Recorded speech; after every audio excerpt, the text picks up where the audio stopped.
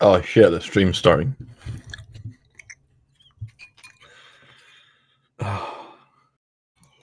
True. We should probably start. This is good soup though. It's I mean, it's. I don't know. I was trying to make the word joke, but it's not Saturday, so you can't even. Nope, I give up. Wow. Don't question the lard. I won't. Oh, but I'm so ready to. What? Ready to jump back in. Not. Bready. Sure you are ready. Bread. Oh wait, I forgot to do the thing. Is there a space at the start of the? No. What? The formatting the is so weird. Why is this? Why are these two lines slightly indented compared to the? Why not? My OCD is not happy. Why are they separated? Well, this is a different page in the. Yeah, that's because the PDF has a different page layout than the original one. I do like that. I do like the fact that once we've converted it to that editable document, it just absolutely fucked everything up. To be fair, everything was fucked up before. Have you read the Bible? I've read a good bit of it. Not impressed so far. Would you recommend this book to your friends on a scale from 1 to 5? Like at least a 7. 7.5 points out of 5. Okay, yeah. I think we can just jump right into it unless you have something important to add to this.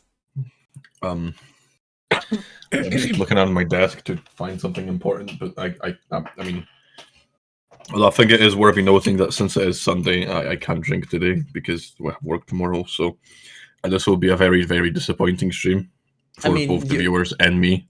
You could still just drink. How long are we going to be going for? So, if you stop early enough, it would work.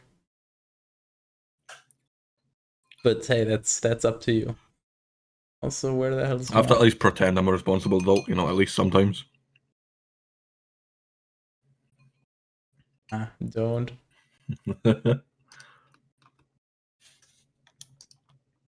Give us a quick overview of the family tree.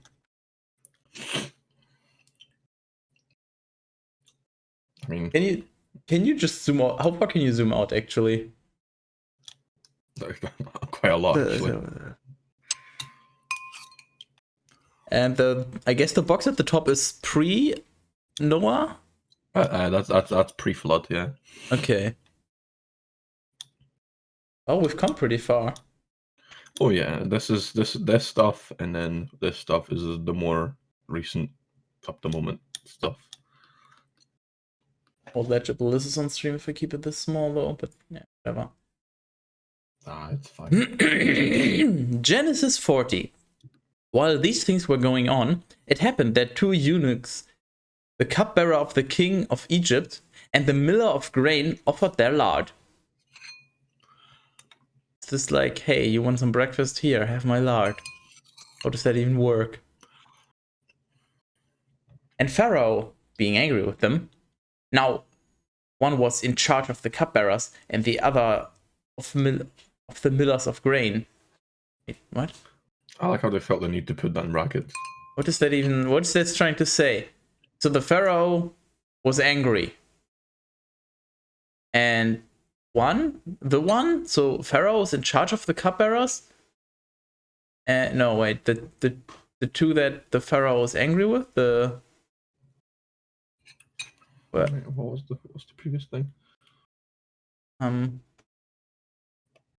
so Pharaoh was mad at someone. Sent them to the prison of the leader of the military, in which Joseph was also a prisoner. Oh yeah, wasn't Joseph the one that got kidnapped, or rather sold? Because he was the favorite son? Something along the line. And he got sold to the Egyptians? Something like that. Yeah, I have some vague memories. It's not a good sign. I clearly haven't been drinking enough, if I remember. I'm gonna change that. Oh yeah, and wasn't Joseph in charge? Didn't he just become the alpha in the prison?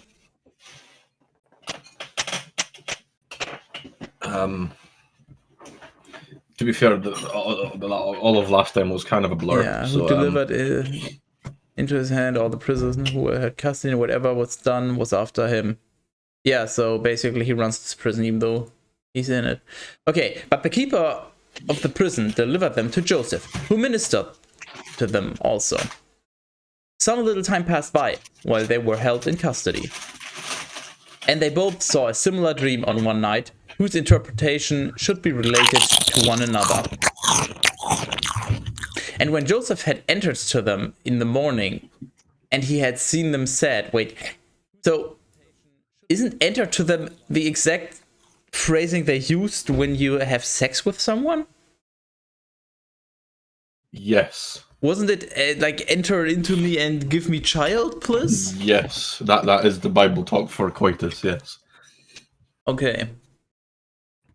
So wait, so are we already doing prison rape things? Is this like is this one of those like don't drop the soap moments, but in the Bible? I don't know. We're about to find out. And had seen them said, he consulted them, saying, "Why is your expression sadder today than usual?" They responded, "We have seen a dream, and there is no one to interpret it for us." And Joseph said to them, "Doesn't interpretation belong to Skytus? Recount for me what you have seen." The chief cupbearer explained his first dream. "I saw before me a vine, on which were 3 shoots, which grew little by little into buds, and, after the flowers, it matured into grapes. And the cup of the Pharaoh was in my hand. Therefore, I took the grapes, and I pressed them into the cup that I held, and I handed the cup to Pharaoh." Joseph responded, "This is the interpretation of the dream. The 3 shoots are the next 3 days, after which Pharaoh will remember your service, and he will restore you to your former position. And you will give him the cup according to your office, as you were accustomed to do before. Only remember me when it will be well with you, and do me this mercy to suggest Pharaoh to lead me out of this prison. For I have been stolen from the land of the Hebrews, and here, innocently, I was cast into the pit." The chief miller of grain, seeing that he had wisely unraveled the dream, said, "I also saw a dream, that I had 3 baskets of meal above my head. And in one basket, which was the highest, I carried all foods that are made by the art of baking, and the birds ate from it." Joseph responded, "This is the interpretation of the dream. The 3 baskets are the next 3 days, after which Pharaoh will carry away your head, and also suspend you from a cross, and the birds will tear your flesh."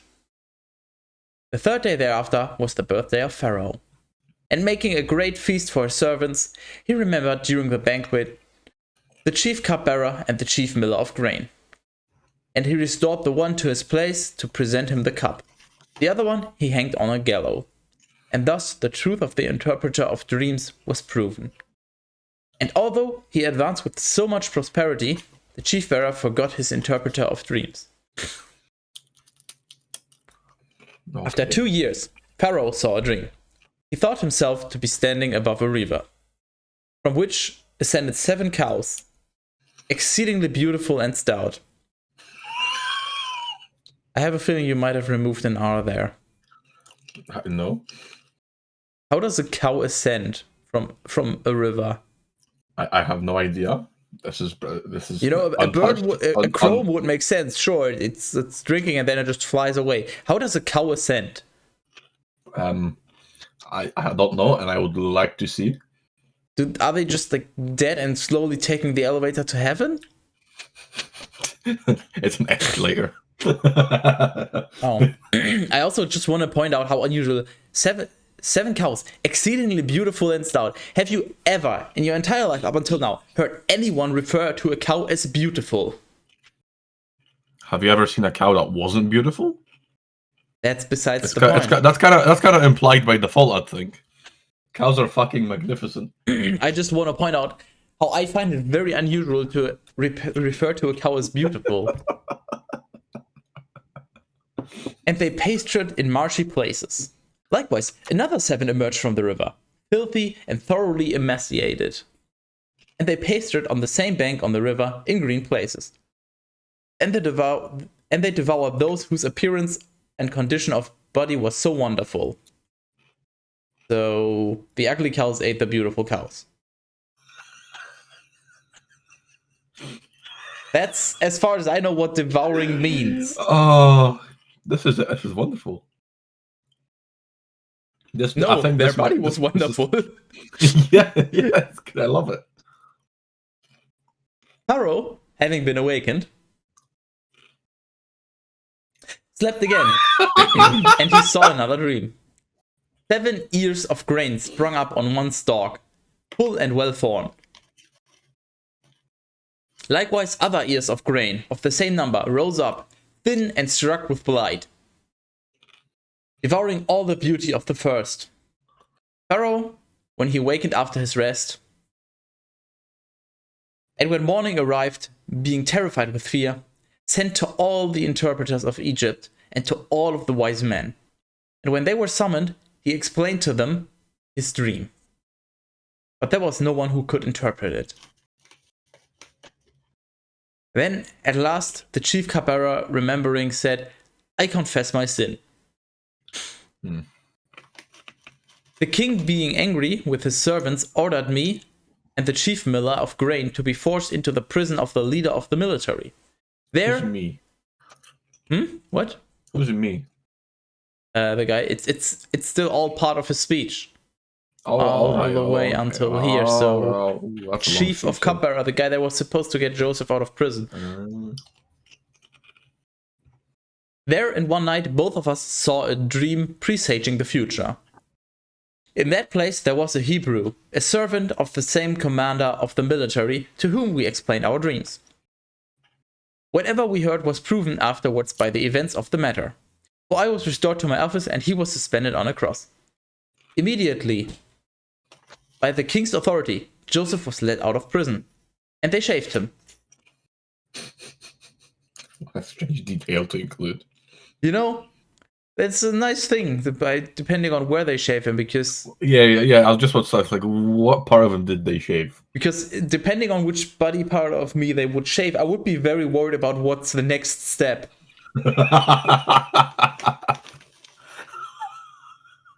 And changing his apparel, they presented him to him.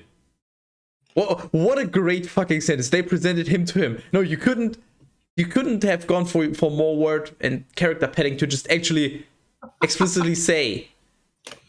This is just, once again, bad writing and lazy. And also totally out of character, because why didn't they say, and presented Joseph, son of, and so on, to Pharaoh, son of, in the land of, and so on.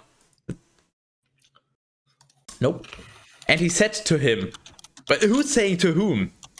Now it's just, I have seen dreams, and there is no one who can unfold them. Okay, hold on. Pharaoh said to Joe, I have heard that you are very wise at interpreting these. Joseph responded, apart from me, Skytus will respond favorably to Pharaoh. Therefore Pharaoh explained what he had seen.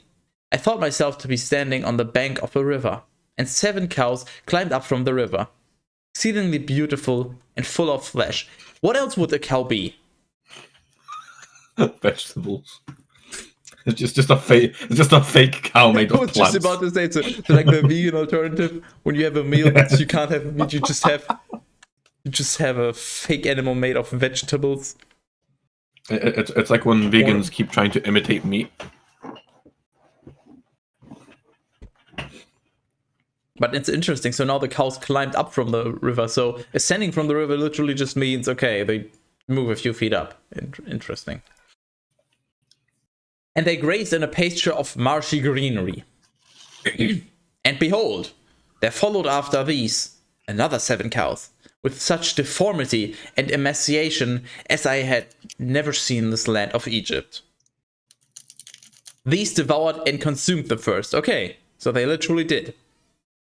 I was wondering if devour was like, okay, they sneak up on them and fling shit at them so they're all ugly now. But no, they literally just go and nom. But did they each eat one, Or was like, did one of them eat 2 and then one didn't get any? We don't know. The group of 7 devoured collectively the other group of 7. That is what we know. Giving no indication of being full, but they remained in the same state of emaciation and squalor. Awakening, but being weighed down into sleep again, I saw a dream. 7 ears of grain sprang up on one stalk, full and very beautiful. Likewise, another 7, thin and struck with blight, rose up from the stalk. And they devoured the beauty of the first. I explained this dream to the interpreters, and there is no one who can unfold it. Joseph responded, "The dream of the king is one. What Skytus will do, he has revealed to Pharaoh. The 7 beautiful cows and the 7 full ears of grain are 7 years of abundance. And so the force of the dreams is understood to be the same. Likewise, the 7 thin emaciated cows which ascended after them, and the 7 thin ears of grain, which were struck with the burning wind, are 7 approaching years of famine. These will be fulfilled in this order. Behold, there will arrive 7 years of great fertility throughout the entire land of Egypt. After this, there will follow another 7 years of such great barrenness that all the former abundance will be delivered into oblivion, for the famine will consume all the land. And the greatness of this destitution will cause the greatness of the abundance to be lost." Hello, Kappa Claus. My favorite part in this is how there's no hesitation at all in Joseph's mind. Prayer, no nothing, he just knows. I mean, the Lord has been with him for a few years. I don't know, how long has he been in prison and in custody and like as a slave? It's probably been a few years at this point, judging by the overall pacing that the Bible goes at. So I think he has just become one with the Lord. Huh. We can also assume he's been interpreting other dreams, in between his time, like in his spare time. Or maybe he's just a liar and he's just like, if it's wrong, I'm sure Skytus will just correct me somehow. He's just rolling with it.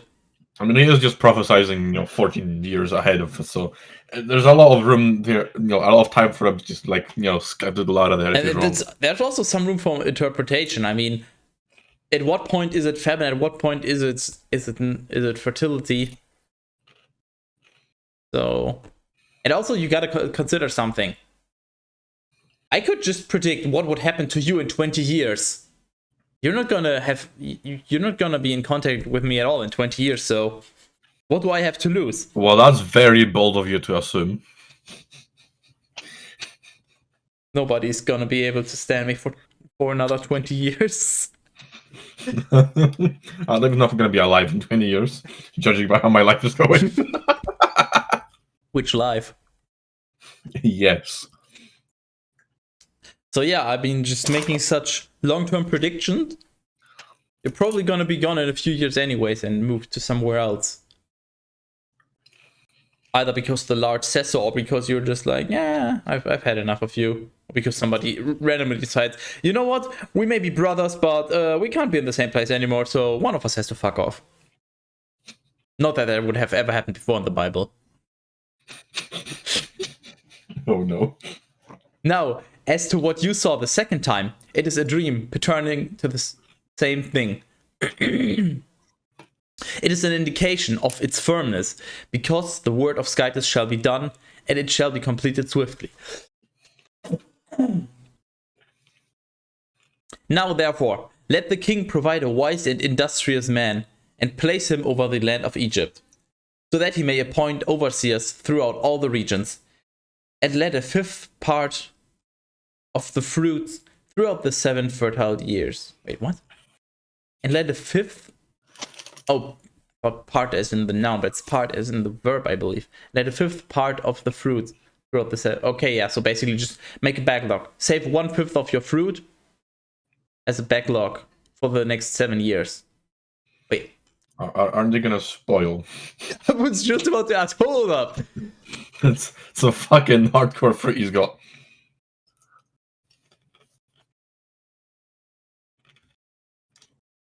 Nah, I'm sure they can just freeze them or something.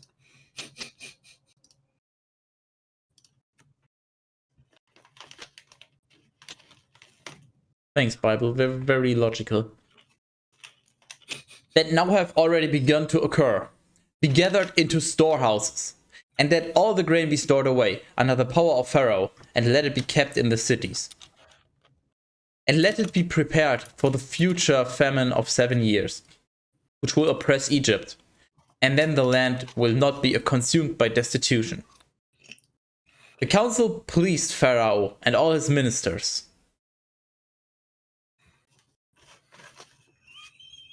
And he said to them, would we be able to find another such man who is full of the spirit of Skytis? Therefore he said to Joseph, because Skytis has revealed to you all that you have said, would I be able to find anyone wiser and as much like you? Would I be able to find anyone wiser? Okay. And as much like you. Yeah, is there someone who's even more like you than yourself? Or is there somebody who's exactly like as much as you are yourself?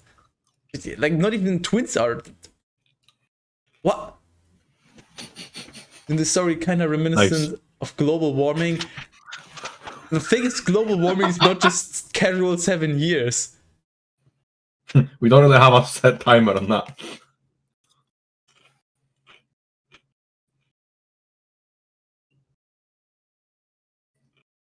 You will be over my house, and to the authority of your mouth, all the people will show obedience.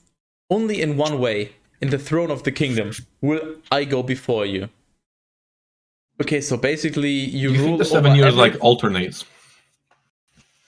So it goes like 7 years of prosperity and then famine and prosperity and famine, like switches every 7 years. I think the thing is simply side effects may include dry mouth, nausea, vomiting, water retention, painful rectolage, hallucination, dementia, psychosis, coma, I like how death, the and text is halitosis. completely unreadable on the white background. Greetings all. Hey, cat peasant. The Bible is a lot of going back and forth. So, first of all, there's nothing. Then life is created. Yeah, then they're brought into paradise, so everything is amazing. Then they're kicked out of paradise. Then they start building up and multiplying. And then Skyrim's like, flood. And then side effects may include dry mouth, nausea, vomiting, water retention, painful rectolage, hallucination, dementia, psychosis, coma, death, and halitosis. Skytis is not for everyone. Consult your doctor before subscribing. A hype train is close. Sub, gift, or use bits now to start a hype train. Oh boy, am I excited. Oh, let's do it. Can I have some more money, please? So it's always this back and forth between very, very life-threatening situations and then everything's just amazing, by their standards, of course. So then the flood came for like, how many was it? 14 days? Or even more? No, it was several months, actually. I don't remember. And then it's gone. It didn't work. Do it again. No, I used to be an actual different person. Oh yeah, true, you're right. Someone who isn't me or Cap hasn't quick donate 1 bit. I think there's a minimum amount of bits you have to do. It might be 500. I'm not sure. But hey, if you do 1,000 bits total, you get an emote unlocked. I think. So and then it's always this back and forth between prosperity and famine. Almost as if Skytis was like, this is too boring. Let's up the difficulty. Oh wait, they're all dying. Holy shit. No. Tone it down. And then just letting them recover. And then it's just like, okay, this is kind of boring. Let's up the difficulty again. But instead of gradually adjusting it, it's always just like completely switch from easy mode to hard mode. And just, yeah, they'll manage it. It'll be entertaining. Okay, so Joseph is now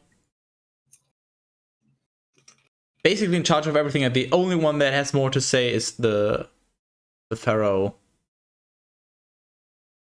And again, Pharaoh said to Joseph, "Behold, I have appointed you over the entire land of Egypt."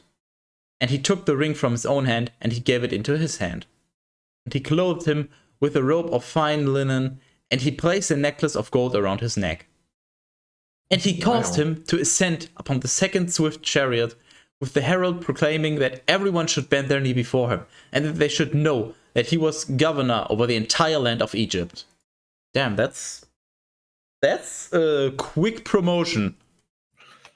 Yeah, so any one of the other people they brought into the room to translate his dream could have just made some shit up on the spot and just ruled Egypt. Yeah, as long as you also make up the story before, where where he had the other dreams come true. I mean, if you just go to somebody's looking for a dream interpreter, you can just be like, yeah, me. Okay, what are your qualifications? You're just like, okay, this one guy had this dream, and I said it meant this, and then it happened. They're gonna believe you because they're all fucking stupid. And then you could be this could have been you a few years ago, if only you had been there. Brilliant. Likewise, the king said to Joseph, I am Pharaoh. Apart from your authority, no one will move hand or foot in all the land of Egypt. So basically everyone's just frozen in place. Got it. And he changed his name and called him, in the Egyptian tongue, Savior of the World. And he gave him as a wife Asenath, daughter of Potipharah, priest of Heliopolis. And so Joseph went out into the land of Egypt. Now, he was 30 years old when he stood in the sight of King Pharaoh, and he traveled throughout the regions of Egypt. Brilliant. What are these fucking random brackets? I don't get it. Just so you're aware, it's important information. And the fertility of the 7 years arrived, and when the grain fields were reduced to sheaves, these were gathered into storehouses of Egypt. And now all the abundance of grain was stored away in every city. And there was such a great abundance of wheat that it was comparable to the sands of the sea, and its bounty exceeded all measure. Then, before the famine arrived, Joseph had 2 sons born, whom Asenath, the daughter of Potipharah, priest of Heliopolis, bore for him. Alright. Joseph has 2 sons with Asenath. Oh no. Where was Joseph? Where is Joseph? Control F?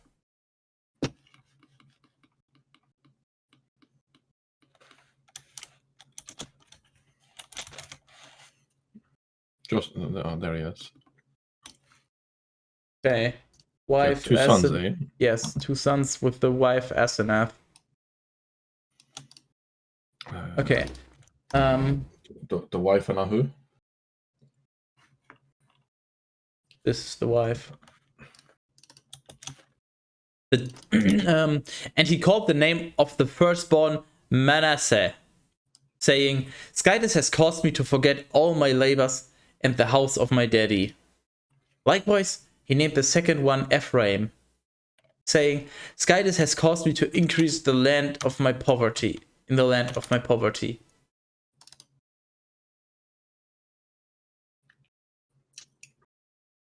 Oh yeah, I also forgot, because all of your sub-memory. Catastrophe is gonna strike, dampen your own growth, and instead make reserve to try to absorb the shock. Meanwhile, nowadays Christians are doing that. Back then you didn't even have the opportunity to save that kind of stuff. Very wet from the standpoint of water, correct. Still surprised there were no your mom jokes on the 7 fat cows. Well, but the cows were said to be beautiful, which kind of defeats the purpose here. Yeah, but then came an ugly cow that ate the other cow. Just like your mom ate my mom. Wait, what? There you go, you're welcome. No.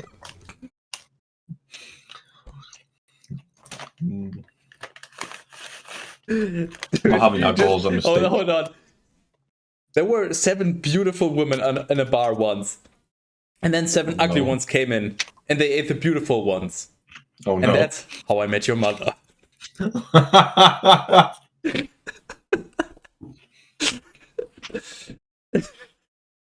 Okay. Just a really confusing orgy. In a public space. It's like with what is it, Black Widow? Just after the act, they just eat the other partner. Oh no. And so, when the 7 years of fertility that occurred in Egypt had passed, the 7 years of destitution, which Joseph had predicted, began to arrive. And the famine prevailed throughout the whole world. But there was bread in all the land of Egypt. So they just had to eat bread for all the 7 years. Where did they get the bread from? Didn't they save fruit? I was just about to say, they saved wheat and bread and fruit. Are they supposed to be eating like 7-year-old fucking fruit? Yes. Yeah.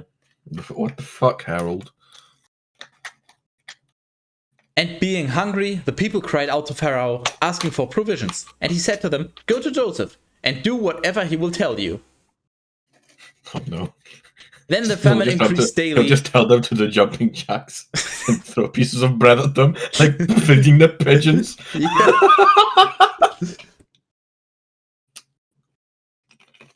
Then the famine increased daily in all the land, and Joseph opened all of the storehouses and sold to the Egyptians. I just want to point out, so the Egyptians probably work really hard for all that food, give it to him, and then they have to buy it back. Ka-ching. That's fucking double dipping right there. Now the famine had oppressed them also. And all the provinces came to Egypt to buy food and to temper the misfortune of their destitution. Also, everyone else outside from Egypt came there and bought his food. Okay, that does make sense. Okay, I thought it was only the Egyptians, but no, everyone just comes to Egypt and it's like, yo. So do they have like 7 years worth of food? Because that's a lot of fucking food. No, they have more like 20 years because they have enough food for themselves and they're also selling. Fucking hell, that's a lot of food. Well, the prediction was that it's gonna be, 7 years of great fertility. Not just fertility, great fertility. Like, amazing fertility, just, tenfold the usual harvest. You can stockpile grain, sometimes even flour. The Egyptians could do that and employed cats to fight off the vermin. Yeah, that I know, but still, what about the fruit? Joseph's just like, just frozen. No, Joseph's just, okay, save fruit and save all the wheats. And then a few years later, he looked into one of those stores and it's like, let's just hope nobody remembers that I told them to also save the fruit. It's just all fucking rotten. Nah, you just spend the 7 years eating nothing but fruit like a fucking king. It's like, oh, I can't let it go to waste. Then Jacob, hearing that food was being sold in Egypt, said to his sons, "Why are you negligent? I have heard that wheat is being sold in Egypt. Go down and buy necessities for us, so that we may be able to live, and not be consumed by destitution." And they really like the word destitution. And so, when 10 brothers of Joseph went down to buy grain in Egypt... Wait, 10 brothers of Joseph? Excuse me? What? 10... Okay, oh no, we're probably talking about brother as in from the same tribe, right? Because Joseph doesn't have 10 brothers.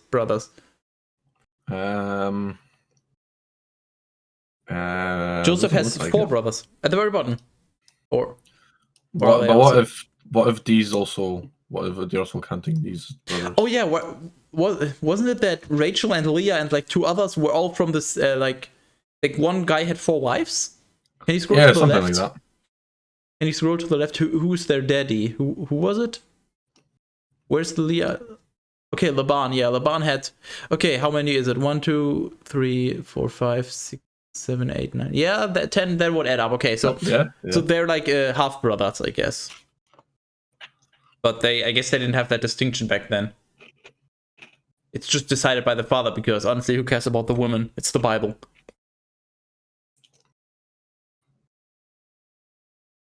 Dry fruits can hold up a long time. I guess. But they never thought about drying them. Did they know about that back then? If they're smart about it, they renew the stockpile and therefore the stock has to last less than 6 years. Yeah, of course, but still. That's quite a few years. No, it has to last 1 year if they're smart. Well, it depends on how bad the famine is. Sure. Many people with the same name, what is this? Garcia Marquez? I don't know who that is. And yeah, they keep recycling the names because why not? What do you think? That people who wrote the Bible were creative or something? Have you seen some of their sentences? They begin describing the family relationships of a person, then then what the actual sentence is about, and then they end describing the family relations of the person, which was already in the beginning of the sentence, or verse or whatever. But yep, there's a lot of repetition in the Bible. Benjamin was kept at home by Jacob, who said to his brothers, lest perhaps he may suffer harm on the journey. And they entered into the land of Egypt with the others who traveled to buy. Okay, so they literally put their dicks in the ground in Egypt. Wonderful. Nice. Giving a whole new meaning to fuck the planet. It's like sharks where the fins sticking out the ground, but it's land sharks. It's not a fin sticking out. Dick help. For the famine was in the land of Canaan, and Joseph was governor in the land of Egypt. And grain was sold under his direction to the people.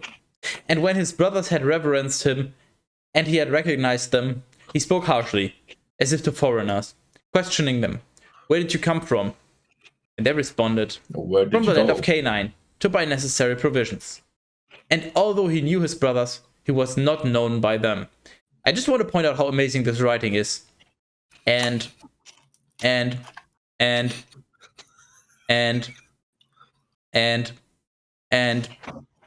like, this would be an E or 5, or depending on whatever your grading system is on an English, like on an essay or anything like that. Any kind of creative writing. It'll be at least a 4 out of 10. It would worse, or like a 3. It would tank your grade significantly. Where did you come from, God Night Joe? Well, I think that's what he's trying to figure out right now. Iron E? No, I understand. Harris, shut up. No. And remembering the dreams which he had seen in another time, he said to them, you are scouts. You have come in order to see which parts of the land are weaker. And they said, it is not so, my lord, but your servants have arrived in order to buy food. Wait, they said, so the 10 brothers that are trying to get food, they're like, nope, but your servants came to us to buy food. So they're basically playing the good old know you. We are all sons of one man. We have come in peace. Nor do any of your subjects devise evil. That's a strange way to write it. And he answered them, it is otherwise.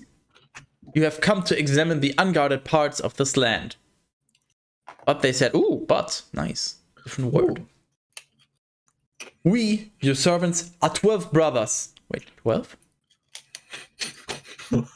False. It's 9 because they left Benjamin behind. No. 10 brothers went.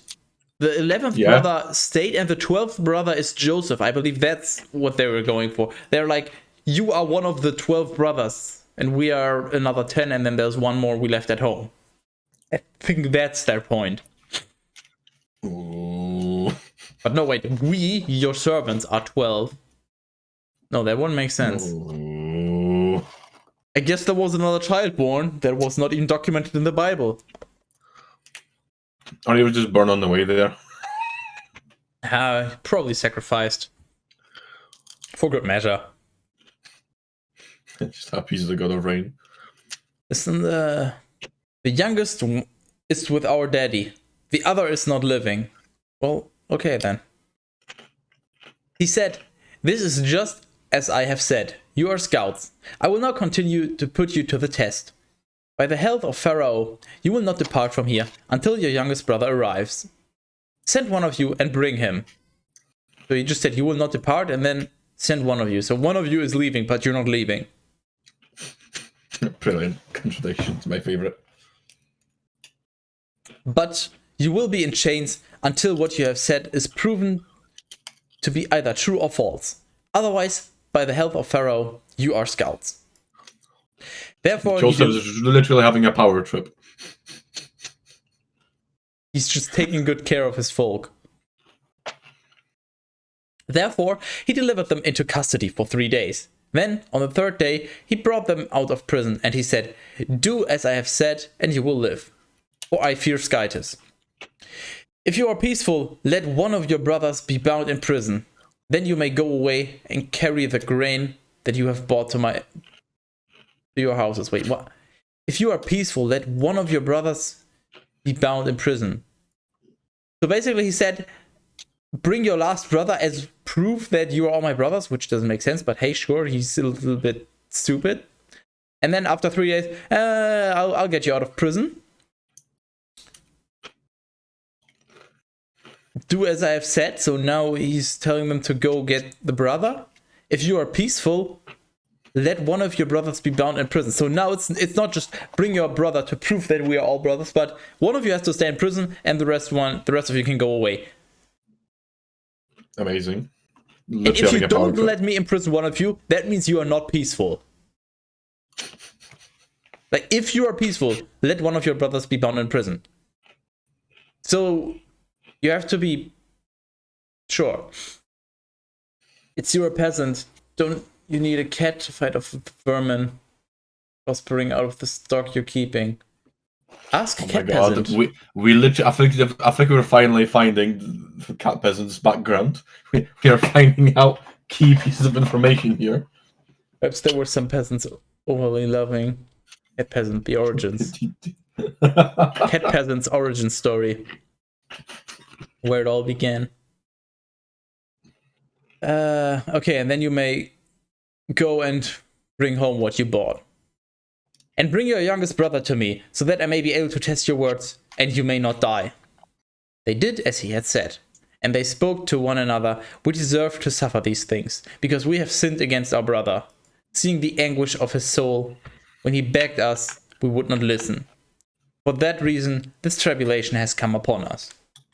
Just as a reminder, they were the ones that sold Joseph to, because they were like, Daddy doesn't love me enough. He loves Joseph more, so I'm just gonna sell him to slave. So, what was the word? Slave dudes?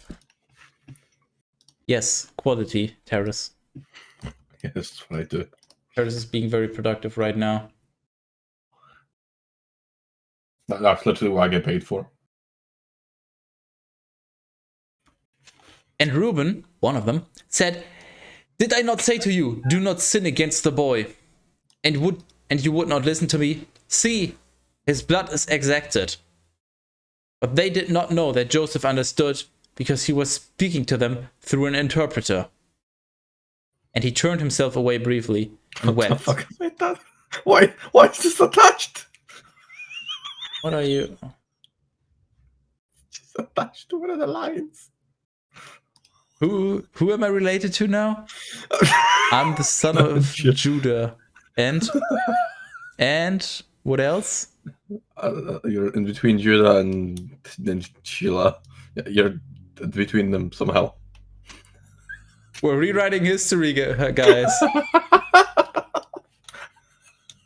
If you're being sold, would you be more pissed at being sold at a high price or a low price? Would you even know about the price? Like, there might just be, like, in your sleep. No. What probably the thing that would make you the most pissed is if someone tried to sell you and no one would take you. So the guy selling you would have to pay someone to take you. Sounds just about like my childhood. We've been there, done that. I mean, you pay people to take care of your kids because nobody wants to deal with kids. Well, I'm sure there's people who want to deal with them. They just shouldn't be allowed near them. Nice family circle. We're gonna come full circle, I'm sure, at some point. And he turned himself away briefly and wept. And returning, he spoke to them. Just like, I told you this would happen. Okay, anyway. Runs away. Talking about Catholic priests. How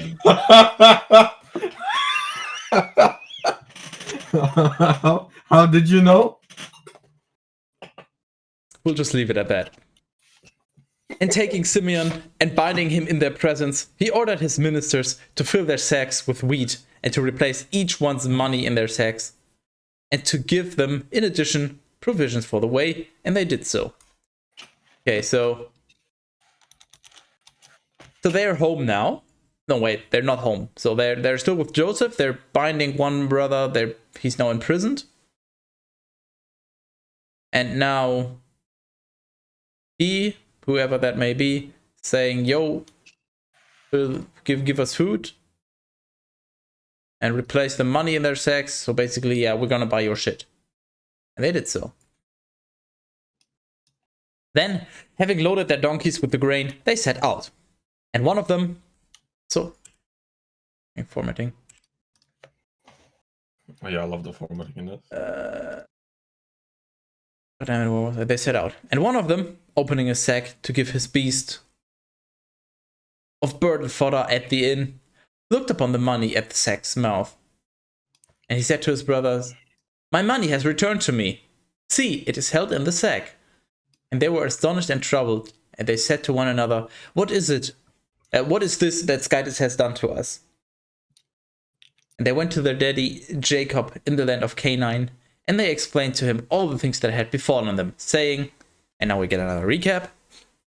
Of course. The Lord of the land spoke harshly to us, and he considered us to be scouts of the province. We answered him, we are peaceful, and we do not intend any treachery. We are 12 brothers, conceived of one daddy. One is not living. The youngest is with our daddy in the land of Canaan. And he said to us, thus I will prove that you are peaceful. Release one of your brothers to me, and take necessary provisions for your houses, and go away. And bring your youngest brother to me, so that I may know that you are not scouts. And this one, who is held in chains, you may be able to receive again. And thereafter, you shall have permission to buy what you want. Having said this, when they poured out their grain, each found his money tied to the mouth of his sack. And all were terrified together. So, like, what's the mouth of a sack? I presume the opening? Yeah, the opening. So the money is tied to that.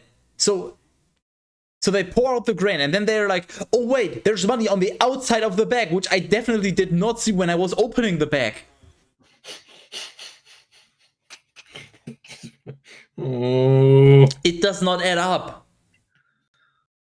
Why the youngest? Because he has the longest life, so he's the most worthy? So the youngest one stayed at home.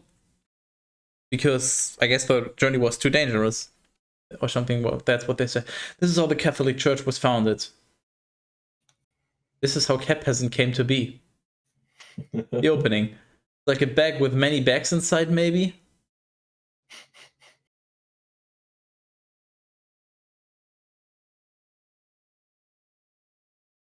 I don't fucking know.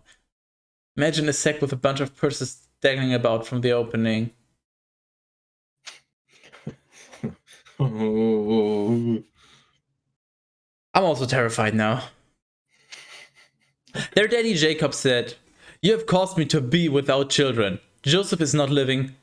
Simeon is held in chains. And Benjamin you would carry away. All these evil have fallen back upon me. And Reuben answered him, put my 2 sons to death, if I do not lead him back to you. Deliver him into my hand, and I will restore him to you. Okay, so apparently Reuben has 2 sons? Apparently Joseph is dead. Wait, where is Reuben? Yeah, that's, I mean, to him, because remember, they sold him as a slave, and then, but the daddy didn't know, and then he just assumed that he's dead. Brilliant. Can you move the graph? Hold on. Where's Reuben? Reuben has 2 sons apparently of unknown name, because he said, Reuben answered, put my 2 sons to death, and it's my 2 sons. He didn't specify, so 2 sons exactly, and n daughters, which is any number from 0 to infinite. But we know that he has 2 sons and no more.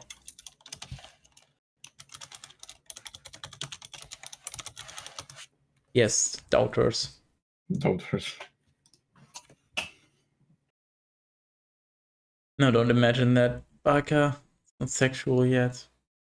Imagine thinking that I wouldn't know what Baka means. I'm not into weeb culture. Fucking weeb. Maybe since he was sold as a slave, they didn't want to interfere because that would be illegal.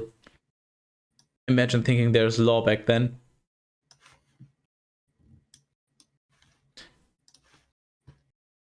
But he said, "My son will not go down with you.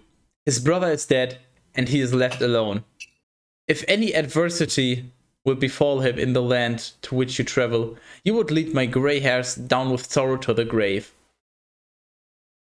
Genesis 43. Meanwhile, the famine pressed heavily on all the land. Having consumed all the provisions that they had brought out of Egypt, Jacob said to his sons, "Return and buy us a little food." Judah answered, "The man himself declared to us, under the attestation of an oath, saying, 'You will not see my face unless you bring your youngest brother with you.'" Also, I just want to point out, they left, what was it? Who was it? Simeon, who's still in prison, and they go home, and now they have to bring the youngest brother, but their daddy says, "Nah, I'm not gonna let my son die because my other son already died." But one of his sons is literally kept in prison in a place where he can't go, and is just waiting to be freed. Wonderful. I think the daddy has some strange problems. I think they have some daddy issues. Unless you bring your youngest brother with you. If, therefore, you are willing to send him with us, we will travel together and we will buy necessities for you. But if you are not willing, we will not go. For the man, as we have often said, declared to us, saying, "You will not see my face without your youngest brother." Yeah, you already said that. But yeah, maybe you should repeat this a few more times, just to be very clear. Dad of the Year award. About a couple.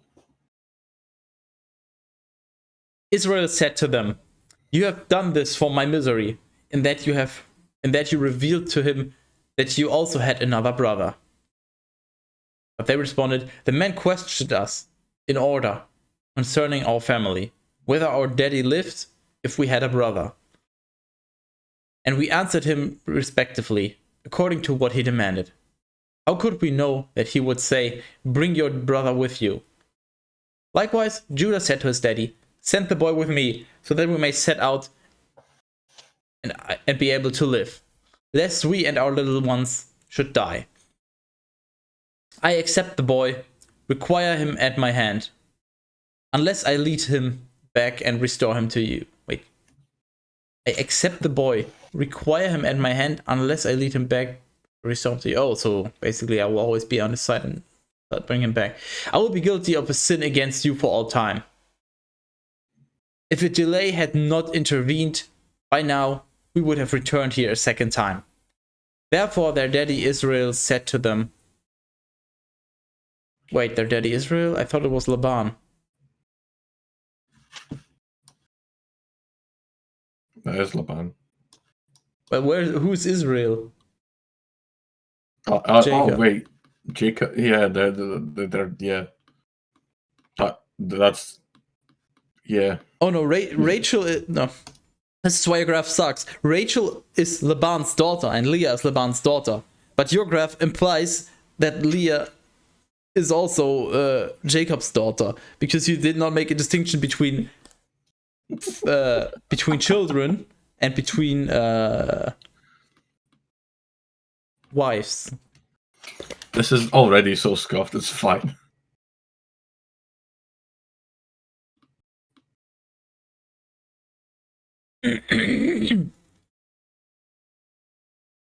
If it is necessary to do so, then do what you will. Take in your vessels from the best fruits of the land and carry down gifts to the man. A little rest and honey and storix ointment, oil of myrrh, turpentine, and almonds. And some toothpicks for good measure. Ointment. No, not toothpicks. I like how you didn't even realize. Ooh. We have officially ruined the word resin.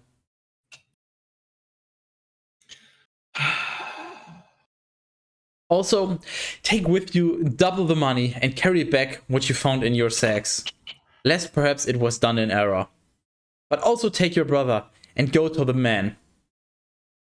Then may my almighty Skytus cause him to be pleased by you, and send your brother, whom he holds, back with you, along with this one, Benjamin. But as for me, without my children, I will be like one who is bereaved. So in his mind, waifus and daughters are the same. Are you maybe from Saarland? Paris? It's a place in Germany. At least that's the only Saarland I know.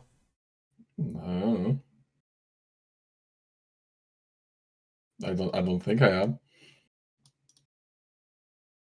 But then again, you never know.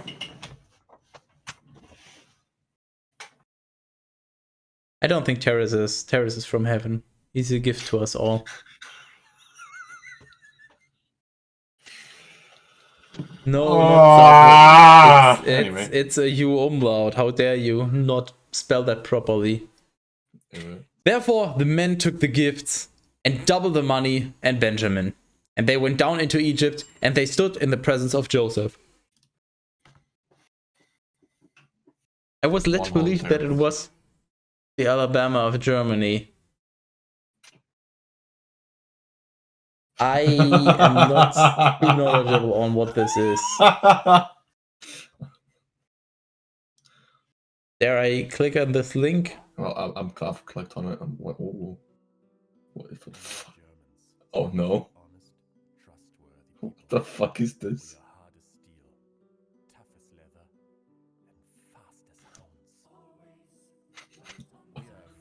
Oh no.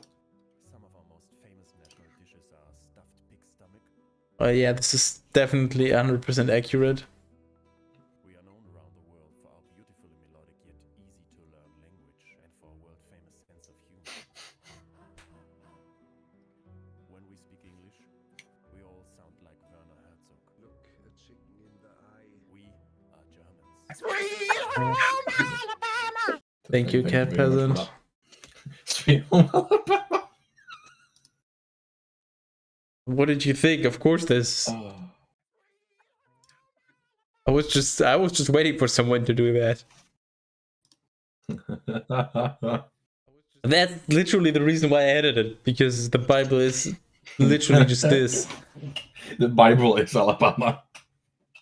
This is where all the Bible stuff happened. It's Alabama, and you can account for the error in the area where they say it happened, because Americans are famously bad at geography.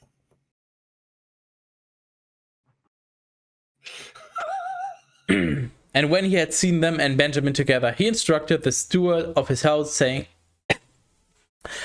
"Lead the men into the house and kill victims and prepare a feast, because they will be eating with me at midday." What? Kill victims? Just randomly. Just bring these guys into my house, kill some random people for good measure, and make some food. What's in the courtroom? Sir, excuse me, I've been fucking robbed. Okay, perfect. Shanks him. Okay, what was our highlighting color? This is going in the best of. This is a good one. Yeah, good idea. Good question. What was the color? Yeah, let's go green. Scroll up. Yeah, good idea.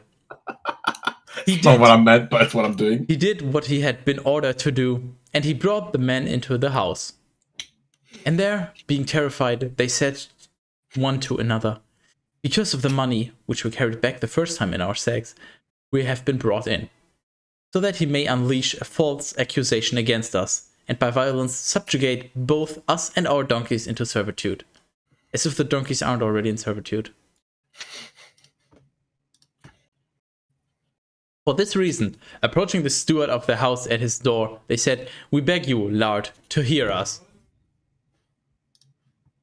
We come down once before to buy food." We came down once before to buy food. "And having bought it, when we arrived at the inn, we opened our sacks and found the money in the mouth of the sacks, which we now have carried back in the same amount. And we have also brought other silver, so that we may buy those things that are necessary for us. It is not on our conscience who had placed it in our bags. But he responded, "Peace be with you.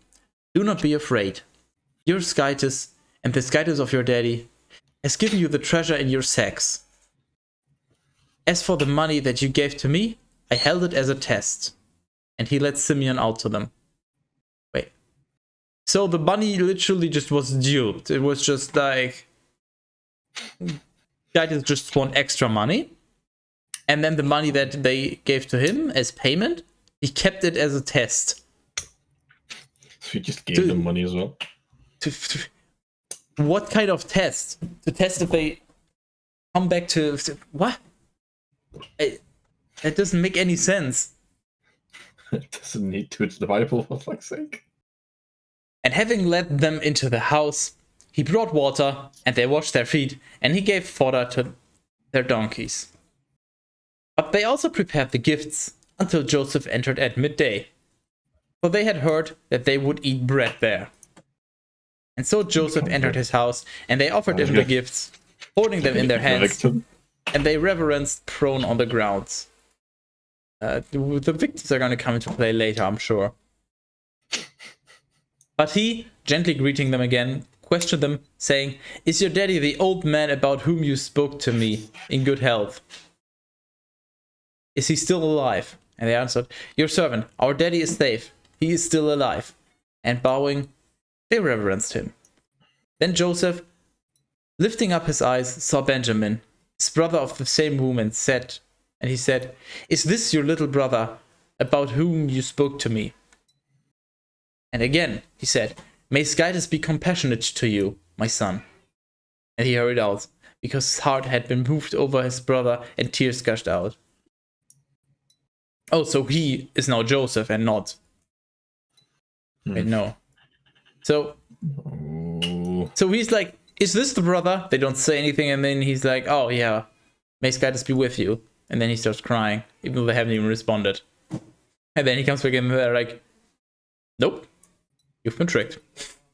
This is just a random child we found on the street."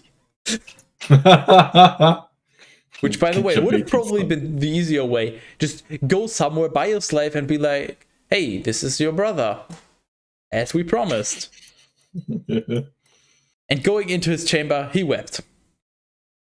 And when he had washed his face, coming out again, he composed himself, and he said, "Set out bread." And when it was set out, separately for Joseph, and separately for his brothers, likewise separately for the Egyptians, who ate at the same time, for it is unlawful for Egyptians to eat with Hebrews, and they consider feasting in this way to be profane, they set before him the firstborn according to his birthright, and the youngest according to his state of life. What the hell are you doing to the document? Nothing. Why is it so laggy? Holy shit. I literally have done anything. And they wondered exceedingly, Oh no, they're worrying. taking the portions that they received from him. The greater portion went to Benjamin, so much that it exceeded 5 parts. They drank and became inebriated along with him. Genesis 44. Then Joseph instructed the steward of his house, saying, "Fill their sacks with grain, as much as they are able to hold, and place each one's money at the top of the sack. But place my silver bowl and the price that he gave for the wheat in the mouth of the sack of the youngest." And so it was done. So they're literally getting free stuff now. Like, let them keep their money and fill up their bags, and give them my silver bowl. Bowl. Bold move. Oh my god. And when morning arose, they were sent away with their donkeys. And now they had departed from the city and had set out a short distance. Then Joseph, sending for the steward of his house, said, "Rise up and pursue the men. And when you have overtaken them, say, 'Why have you returned evil for good?'" Why have you returned evil for good? What? Excuse me. "The cup that you have stolen, it is that from which my Lord drinks, and in which he is accustomed to discern signs. You have done a very sinful thing." Oh, so he's basically giving them free stuff, but he also puts something in there that they're not supposed to take. And then he just sends a servant after them to be like, yo, why are you stealing? Brilliant. I think that's what this means. Yeah, He did as he had been ordered. And having overtaken them, he spoke to them according to the order. And they responded, why does our Lord speak in this way, as though your servants had committed such a shameful act? The money, which we found at the top of our sacks, we carried back to you from the land of Canaan. So in what way does it follow that we would steal from the house of your Lord gold or silver? Whichever of your servants will be found to have what you seek, may he die, and we shall be the servants of my Lord. Wait, so whichever of your servants, so the brothers are saying to the servant of Joseph, whichever of your servants, so of Joseph's servants, so they brought servants of Joseph to carry stuff home? Like, how does that even... What the hell? Or they're just saying, no, we don't have that stuff, go back home and check there, and whichever servant stole it, kill them. I'm not sure. And he said to them, let it be according to your verdict. With whomever it will be found, let him be my servant, but you will be unharmed. And so they quickly placed their sacks on the ground, and each one was opened. And when he had searched, beginning with the oldest, all the way to the youngest, he found the cup in Benjamin's sack. But they... I forgot we changed that. Like, fucking 3 weeks ago. I have a very peculiar way of saying sacks. Sacks. Just German things. But they, tearing their garments and burdening their donkeys again, returned to the town. And Judah, first among his brothers, entered to Joseph. Oh no. Oh no. Oh. Get fucked. For he had not yet departed from the place. And together they all fell down before him to the ground. And he said to them, why would you choose to act in this way? Could you be ignorant that there is no one like me in the knowledge of discerning signs? And Judah said to him, what could we answer to my lord? And what would we be able to say or to justly claim? Skytus has discovered the iniquity of your servants. See, we have all become servants to my lord, both we and he with whom the cup was found. Joseph responded, far be it from me that I should act in this way.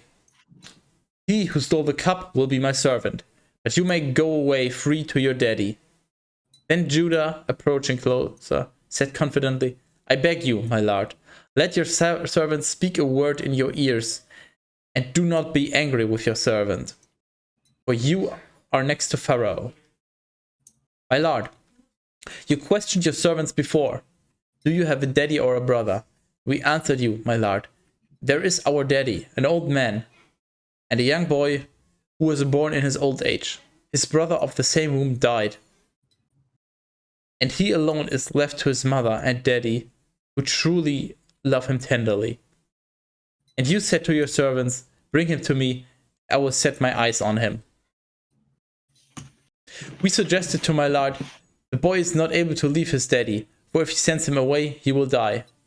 And you said to your servants, unless your youngest brother arrives with you, you will not see my face anymore. Therefore, when we had gone up to your servant, our daddy. Therefore, Therefore, when we had gone up to your servant, our daddy. They're just calling him their father now. We explained to him all that my lord has spoken. And our daddy said, return and buy us a little wheat. And we said to him, we cannot go. If our youngest brother descends with us, we will set out together. Otherwise, in his absence, we do not dare to see the face of the man. Lovely substitutions.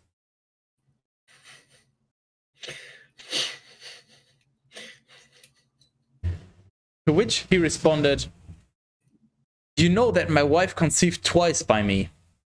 Just random flex. So you assert dominance.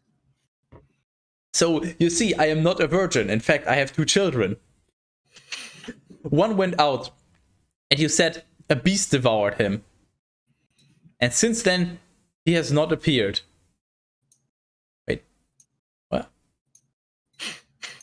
I think just speaking about Joseph. Okay, so Joseph has 2 children. One of Joseph's sons went out and was eaten by a beast. Is what they claimed. If you take this one also and anything happens to him on the way, you will lead my gray hairs down with grief to the grave. No, I think this is what their father said. So, what was his name? I think this is what Israel said. Because which one? I guess one of the wives only had 2 children. Jacob. I don't know, but yeah, I'm if I remember correctly, they sold Joseph as a slave, and then they told their daddy that he was eaten by a beast or something, and they brought back the tunic. You know, my penis is very powerful. Yeah, pretty much that's the flex. But yeah, it just stands like a tripod. But I'm confused about the fact wife conceived twice by me. So which wife?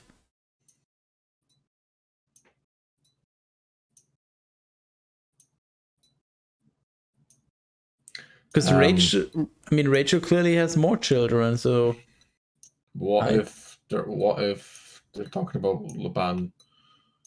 Laban is the father of Israel's wife. Yeah. So he's like the grandfather of all of them. So both they're just referring to him. That wouldn't make any sense in this context.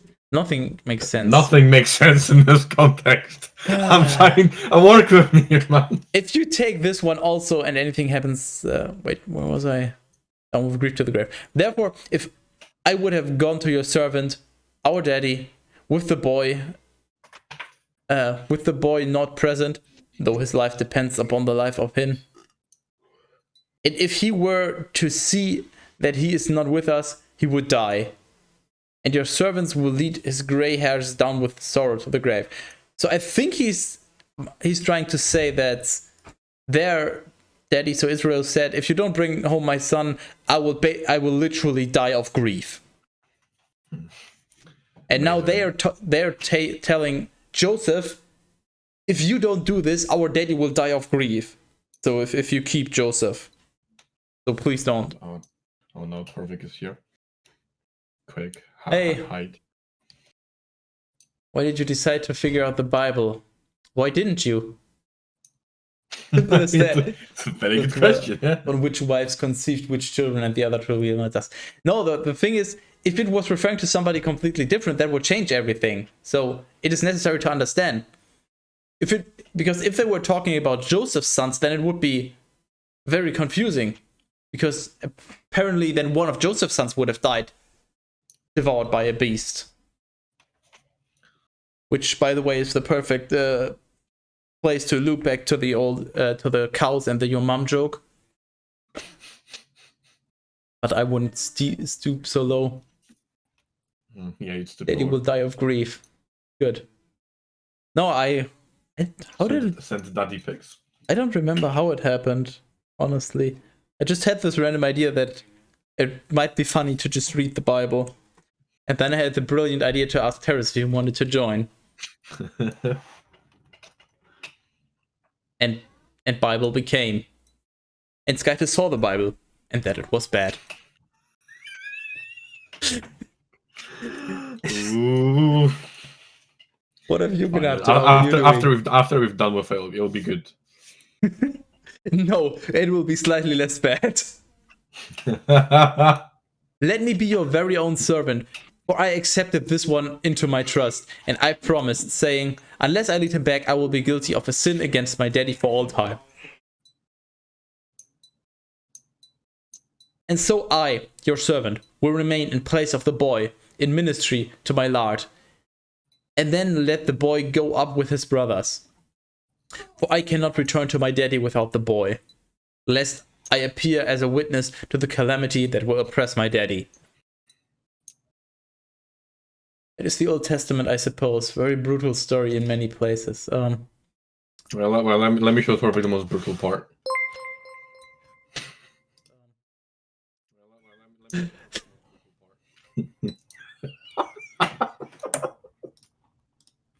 Joseph was unable to restrain himself any longer, standing before so many. Therefore, he instructed that all should go outside, and that no stranger should be among them, as they recognized one another. And he lifted up his voice with weeping, which the Egyptians heard, along with the entire house of Pharaoh. And he said to his brothers, "I am Joseph. Is my daddy still alive?" Brothers were unable to respond, being terrified by a very great fear. And he said to them mildly, "Approach toward me." And when they had approached close by, he said, "I am Joseph, your brother, whom you sold into Egypt. Do not be afraid, and let it not seem to you to be a hardship that you sold me into these regions. For Skytus sent me before you into Egypt for your salvation." Hold on. Gotta fix that. "For it is 2 years since the famine began upon the land, and 5 years more remain, in which there can be neither plowing nor reaping. And Skytus sent me ahead, so that you may be preserved upon the earth, and so that you would be able to have food in order to live. I was sent here, not by your counsel, but by the will of Skytus.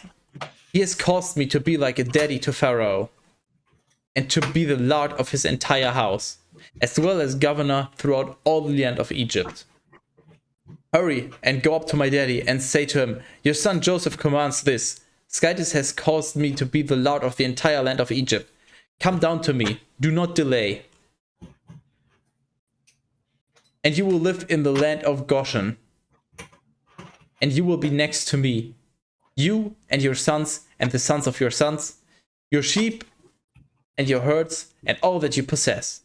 And there I will pasture you. Wait, pasture you. For there are still 5 years of famine remaining, lest both you and your house perish, along with all that you possess. Behold your eyes, and the eyes of my brother Benjamin can see that it is my mouth speaking to you. You will report to my daddy about all my glory and about all that you have seen in Egypt. Hurry and bring him to me." And then falling upon the neck of his brother Benjamin, he embraced him and wept. And likewise, Benjamin wept at the same time on his neck. And Joseph kissed all his brothers, and he cried over each one. Do not neck. After this, they were emboldened to speak to him. And it was overheard, and the news spread by word throughout the king's court. Brothers of Joseph had arrived. And the Pharaoh was gladdened along with all his family. Gladdened. Yep. What word? I'm not joking, but I remember the story of one prophet who was asked to eat crab. After I read it, that was in Old Testament. Well, we haven't gotten there. We've gotten to the parts where Isaac was tied down and supposed to be sacrificed. We've gotten to the point where angels arrived at the city, and then the city chieftain tried to save them, and there was an angry mob outside, and then the chieftain was like, "Okay, you know what? Here, take my daughters. Just don't harm the angels." Gotten to the part where two daughters literally inebriated their daddy to have sex with him because there was no other man to. What was the wording? No other. They got him drunk, and then they got themselves pregnant through him. Yep. I mean, I wouldn't say it was very brutal so far, just odd. And then, of course, there were the Harry and the Smooth brother.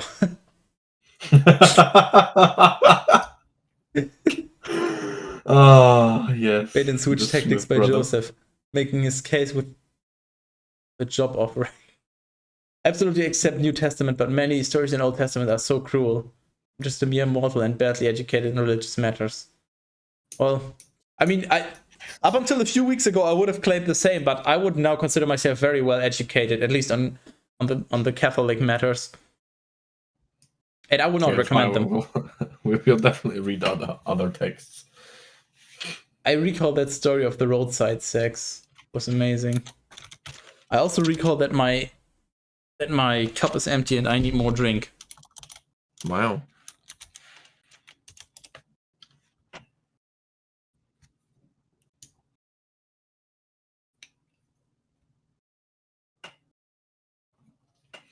Well, he fucking walked away. Come back.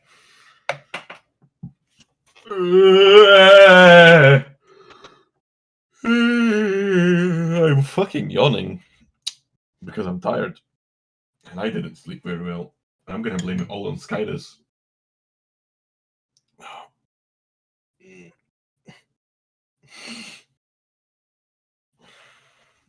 Do not terrace pat. Fucking ban cat peasant.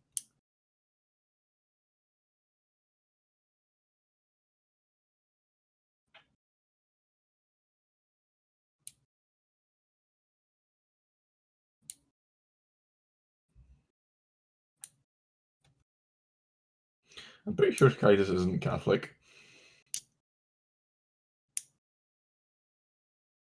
But yeah, you never know.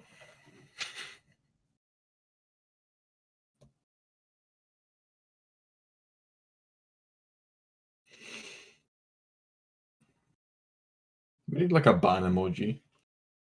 So I can post it every time cat peasant says something stupid.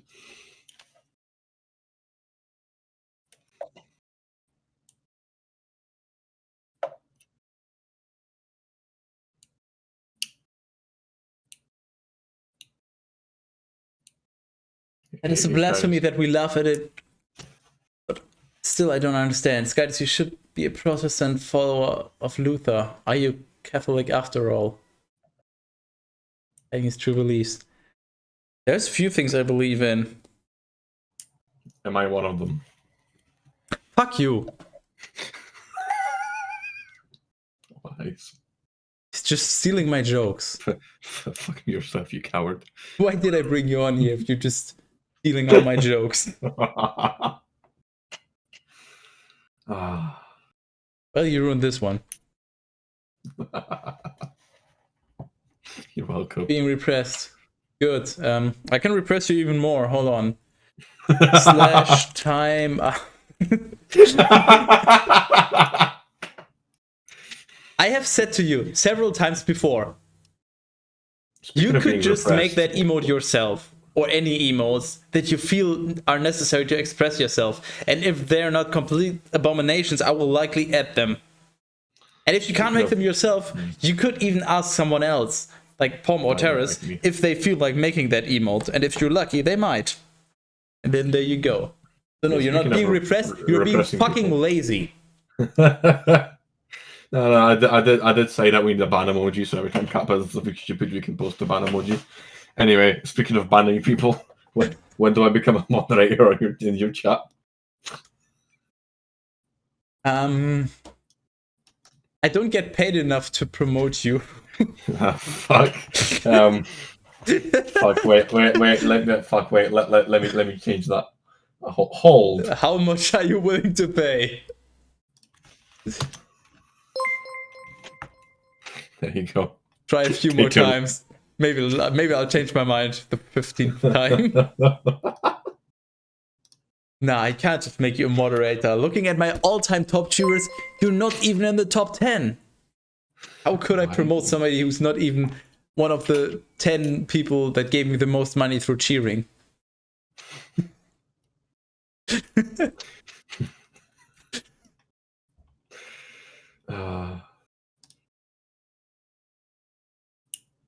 You're mostly not a moderator because I don't need moderators. Well, I mean, someone needs to moderate cat peasant, clearly. Trust me, I've got my ways of moderating him. If he misbehaves, he doesn't get any loot in Diablo 2, so... Sucks to be you! Skydus is from the northern Germany and not from Cologne. Not from southern Germany, not from Munich or Nuremberg. It's Nuremberg in English, I believe. And the German one is spelled with U umlaut. Still weird. So most likely he should be Protestant. Bingo. Well, I surely protest against church altogether, if that counts. No, I'm strictly and as much as you can be an atheist. What's even stricter than an atheist? Can you like just not believe in anything, including science? Just fuck you, everyone's wrong. What would that be called? Permanent. Ooh, no. I thought we wanted to give him publicity, even if it's bad publicity. Egotist. I know. But it was too fitting. I couldn't resist. But you are right. Hello, Nagor. Blackmailing cat peasant with loot. Such a shame. No, it's not blackmailing. He's literally getting free loot. He doesn't have much time to play. I have much more time to play, so I find more loot, and the stuff that I don't really have a use for, he gets. But if he misbehaves, he's not getting anything. It's very simple. It's basically like giving your pets treats. If you don't give them treats, it's not like you're blackmailing them. You're just not rewarding them because they didn't behave as you would like them to. Do you spray him with like water if he misbehaves though?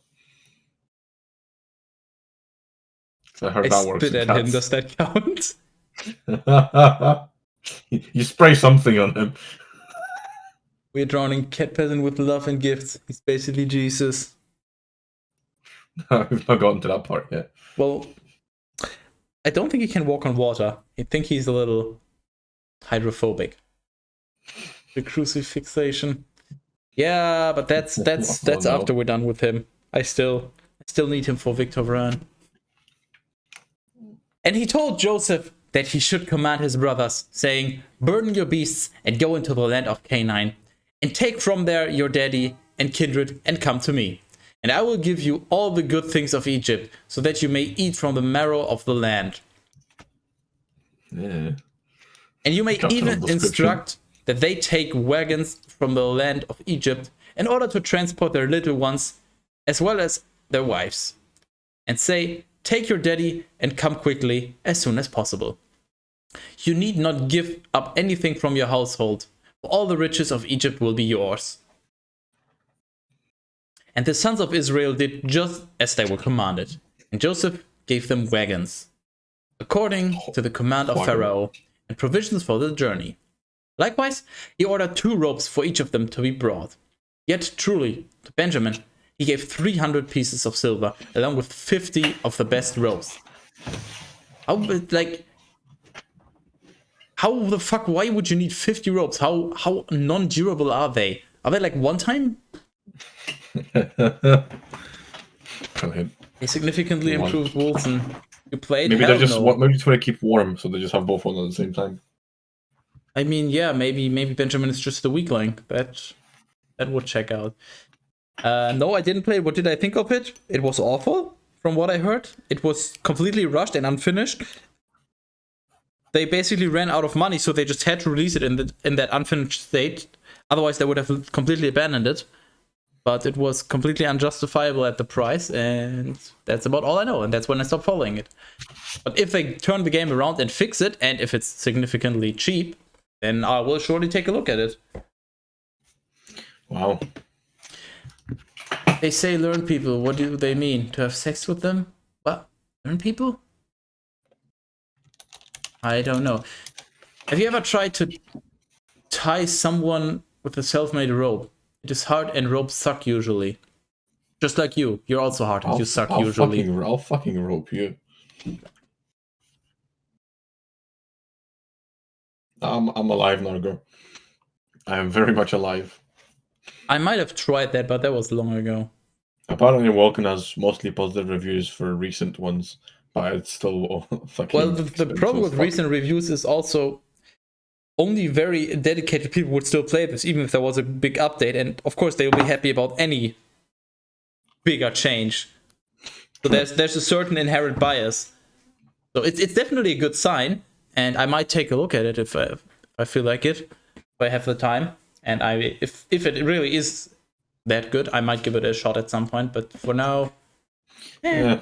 I have plenty of other things. There's still Project Diablo 2. There's still Victor Run. I still at some point want to play Divine Divinity. Last Epoch multiplayer is coming out soon, TM. I still want to play some more Borderlands 3. So, wow, good fucking why should you? Games, eh? Because people are annoying and you want to tie them down. Also, it's easier to have sex with them that way. Yes. and he sent just as much money and clothing to his daddy, adding also 10 male donkeys with which to transport all the riches of Egypt, and as many female donkeys carrying wheat and bread for the journey. Thus he sent away his brothers, and as they set out, he said, "Do not become angry on the way." Become angry. They are in Egypt. They just found out that the brother is still alive, and he's not mad at them. He's saying, "Yo, you can bring your entire family here, and you can live here. We've all the provisions. Everything is good." And then he's saying, "Okay, now go and bring everyone over, and don't get angry along the way over the fact that I'm being so nice to you. Do not become angry on the way." Why would they? That makes no fucking sense. I'm sure they could find a reason. Terrace, don't be mad at me. Oh, Terrace, no. Don't get angry at me. No, but what if? Why should I what? And question what gives pleasure. Exactly. And they ascended out of Egypt, and they arrived in the land of Canaan with their daddy Jacob. And they reported to him, saying, "Your son Joseph is alive, and he is ruler throughout all the land of Egypt." When Jacob heard this, he was stirred up as if from a deep sleep, yet he did not believe them. Wait. Why not? Wasn't Jacob their daddy? Yes. So wouldn't this need, like, what are they called? Like the end of the speech. Shouldn't the speech end here? Because this is where the next speech starts. So literally just, this is missing. Wait. Wait. I just added this. No, it ends down here. Okay, then explain to me what this is. No, wait. No, that's wait. So that's that. Yeah, there's fucking. It's missing. Yeah. Yes, Torvik. Nagor ties people because it gives him pleasure. Can I watch? I mean, you can watch as you're being tied down. Yes.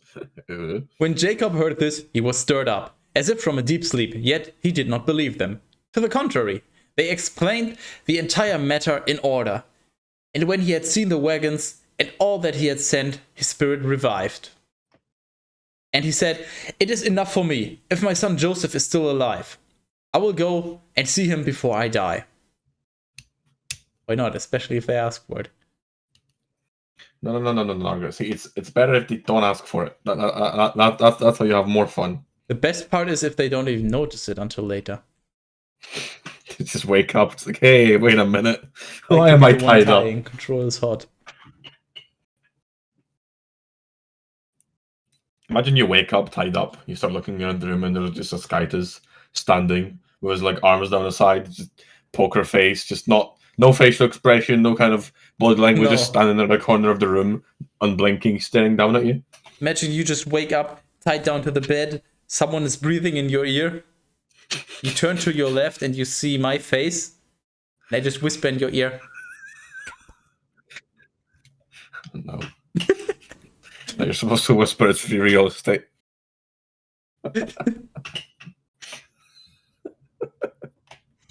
There's nothing harder than free real estate. And Israel, who is also known as Jacob, I think. Yes, they're both the same person. Okay. They just, they're synonymous. We just use whichever name we feel like it to bring some variety. Yeah. Jacob was renamed to Israel, but for some reason we still sometimes refer to him as Jacob. Reasons. Stop giving me weird bonus while I'm having a beer inside a hypermarket. I don't even know what a hypermarket is. And is it my fault that you're consuming this in a public place? I mean, the Bible is intrinsically like it is just loaded with sexual tensions. I must admit that reading the Holy Bible in English is easier than to read it in Old Russian. Read it many years ago. It was very difficult. Well, it depends on how the translation chain goes. The more often it's translated, the worse it gets. We've had to fix several issues which were presumably just translation errors. Yeah, I mean, if it was translated from English to Russian after already being translated from Whatever the fucking language it was written in, because it's not like I know, because it's Probably not like Hebrew I care or to something. English. Yeah, I'd assume it would be Hebrew, but you know. But I mean, if it was translated straight from Hebrew to Russian, then I would assume it would be a bit better. But at the same time, what kind of maniac speaks both fluent Hebrew and Russian? Like that's True. especially if it's old Russian. Maybe the Bible wasn't written in Hebrew. It was maybe written in a Rush. That would explain why it's so bad.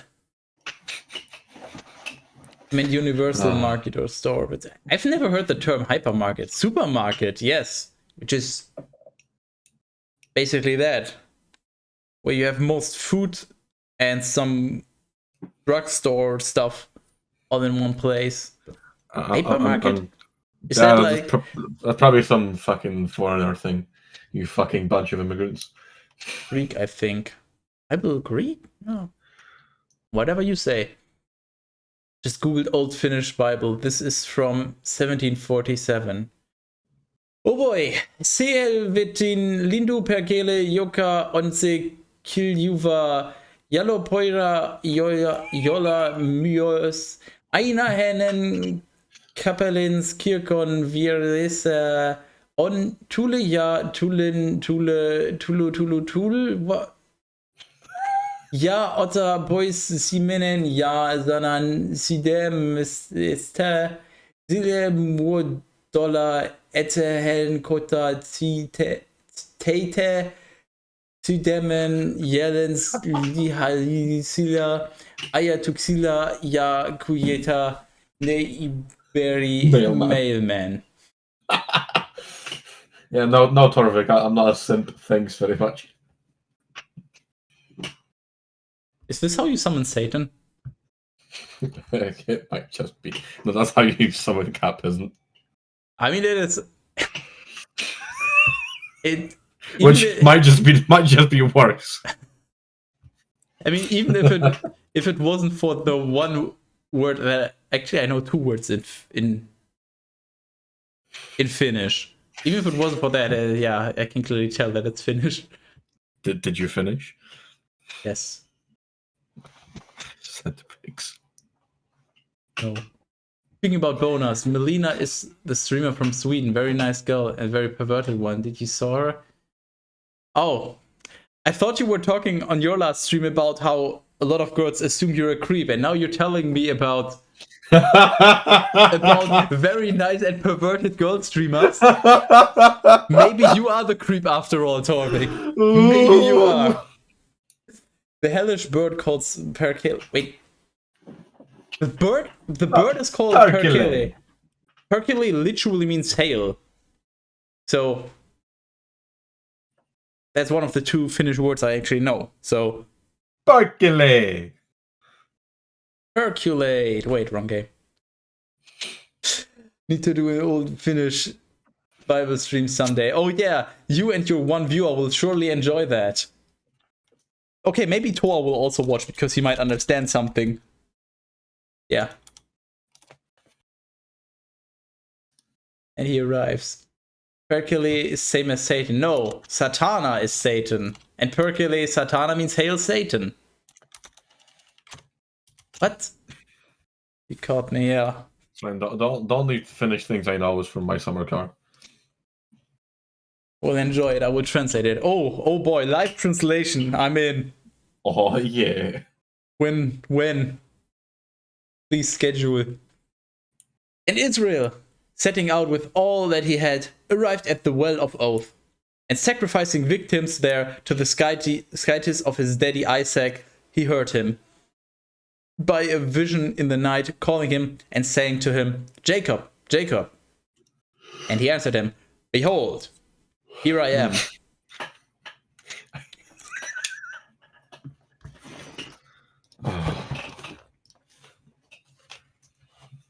Skytis said to him, I am the most strong Skytis of your daddy. Do not be afraid. Descend into Egypt, for there I will make of you a great nation. I will descend with you to that place, and I will lead you back from there, returning. Also, Joseph will place his hands over your eyes. Then Jacob rose up from the well of oath. Wait, hold on. So Jacob is at the well of oath.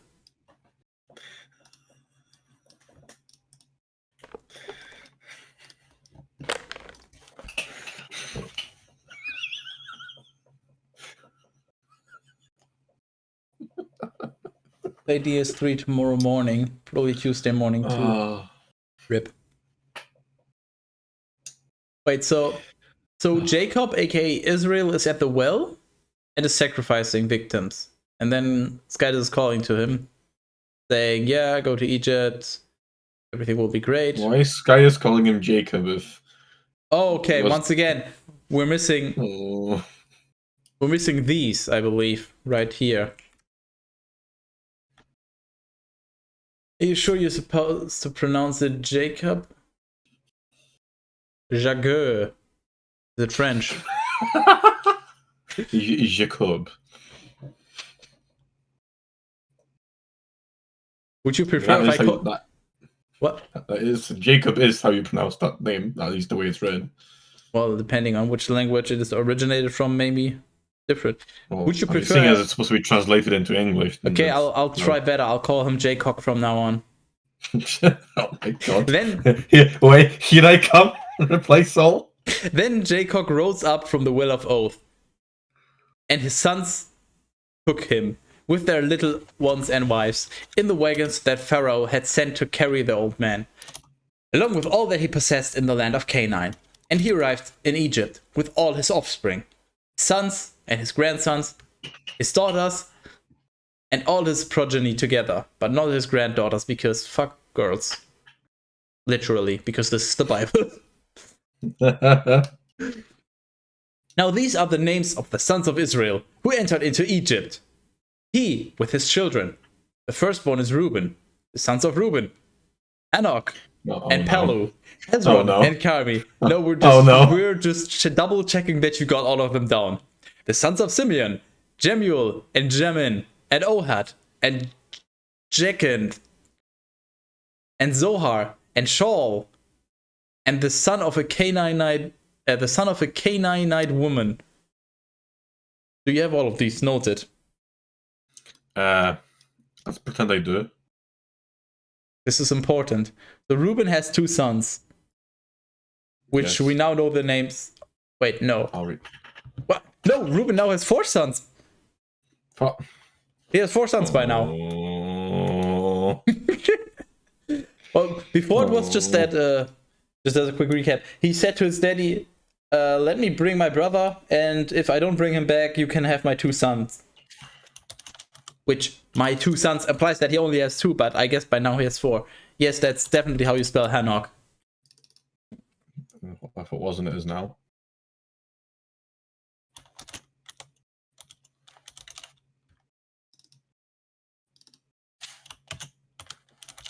Hey, oh, 9. Yes, what? The sons of Simeon. Well, we don't have any sons of Simeon, so have fun.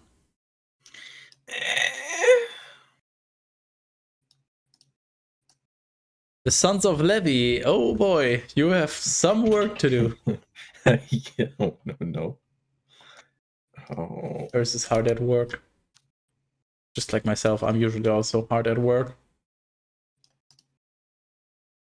Wait. Please do not be hard at work. I'm doing this guy just again. Alright, so who's the sons of Simeon? I highlighted it, fuck you. By the way, that's a reference to my CSGO video, because everything is these days. Just like the resin was. Oh no. The sons of Levi, Gershon, and Kohath, and Merari.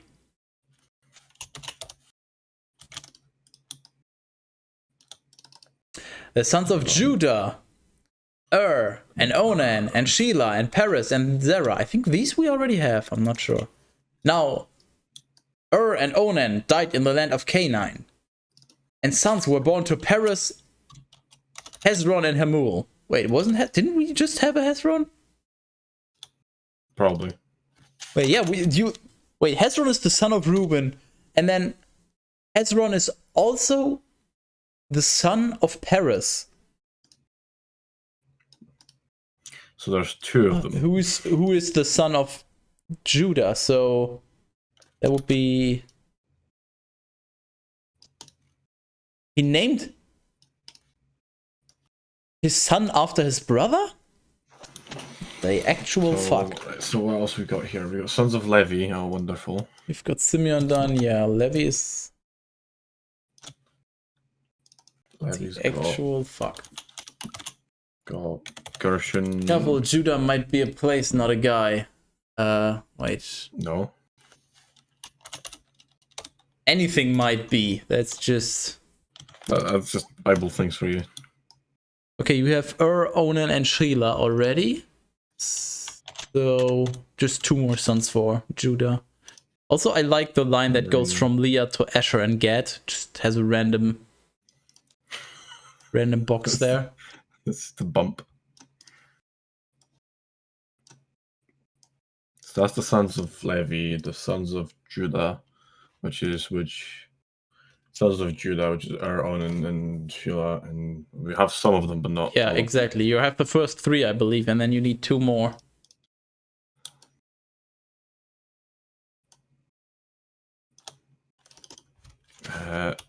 Perez, and Zerah.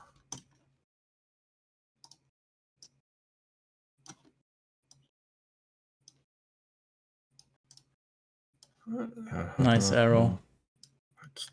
Oh no. Maybe you should move Benjamin somewhere else. Like, move Benjamin, Rachel, and everyone else a little further down.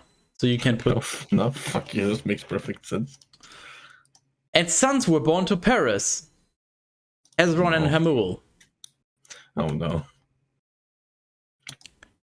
The sons of Issachar. Who the fuck is Issachar? Good question. Have we had this person before? Guess we'll find out. So another Hezron. Yes. Hezron. And Hamui.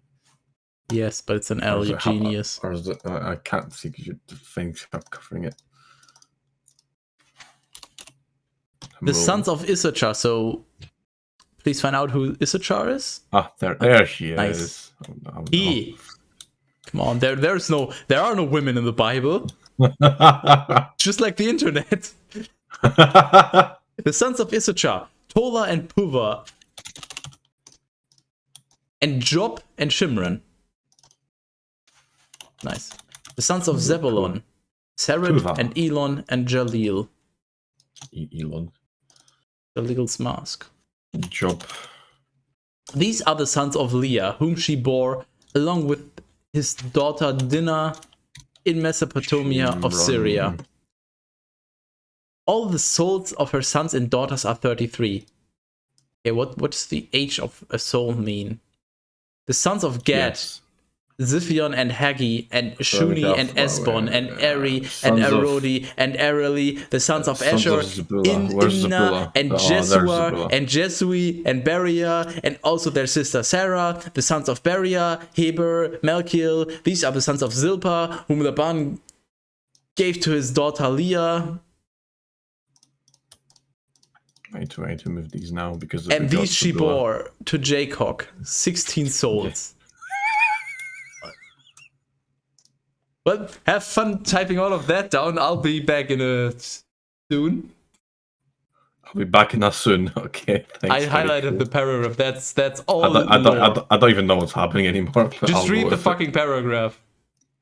it. Yeah. I believe in Forgot you. about it. You're a smart person. Alright, so I got the Zebullah, Elon, and alright. So there's just 3 from there, right? So we get 1, and then we get what the fuck? Okay, yep, that's what's supposed to happen. So Sered, Elon Musk,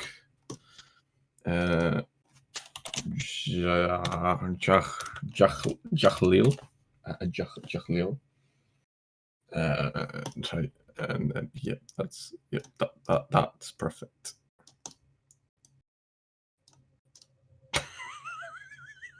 Everything is awful. The sons of Leah, whom she bore along with his daughter, and all souls of the sons of Gad. Where's Gad?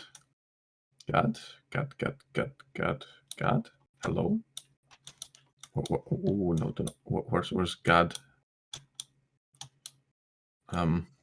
Maybe you should have taken a different approach to this family tree. Can't you control F for Gad? I probably can. Yeah. I mean, hold on. I'll try to find from context. The sons of Gad. That just isn't. That's just not a person. Well, who are we talking about? Gad. Oh wait! Asher. I found Gad. Holy shit! The quality is so. I literally can't see anything. Okay, if you zoom all the way, and I can. The bitrate is awful right now. Yeah, true. Gad. I found Gad. It's fine. Oh no! I moved the scroll wheel and just. Where the fuck am I? There we go. Fucking stop. Gad, right? Sons of Gad. Why is there so many of them? Hold on, what is this?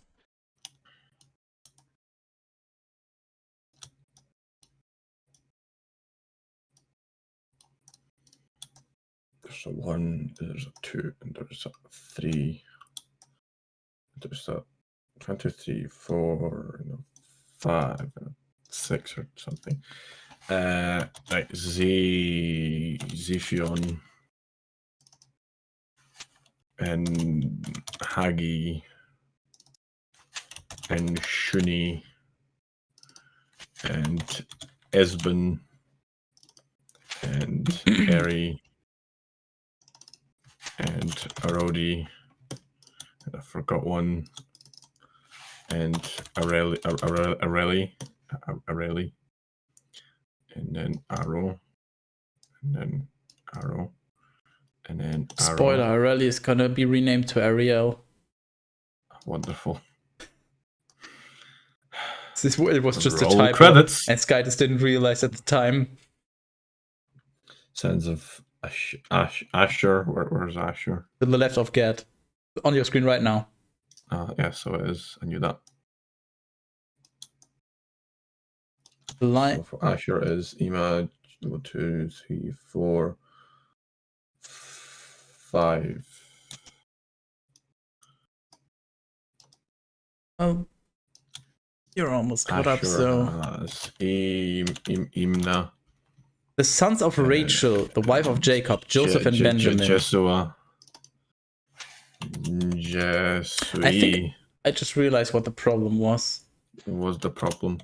You put the children of Rachel and the children of Rachel's handmaid both under Rachel because you were too lazy, which led to further confusion. No, look, handmaid. Look. Are you sure that because if you go down to where Benjamin, I am very much. I'm not sure of anything. Yeah, exactly. Because where Benjamin and Joseph are, it was mentioned that there's only 2 brothers, but there were 4, which confuses. But I believe was because you were not being precise enough. I mean, I mean, yeah, probably. Right. So okay, I'm past this bit, and the sons of. I'm Baria, doing all the heavy work here, and you can't even be asked. Fuck is Baria? Baria.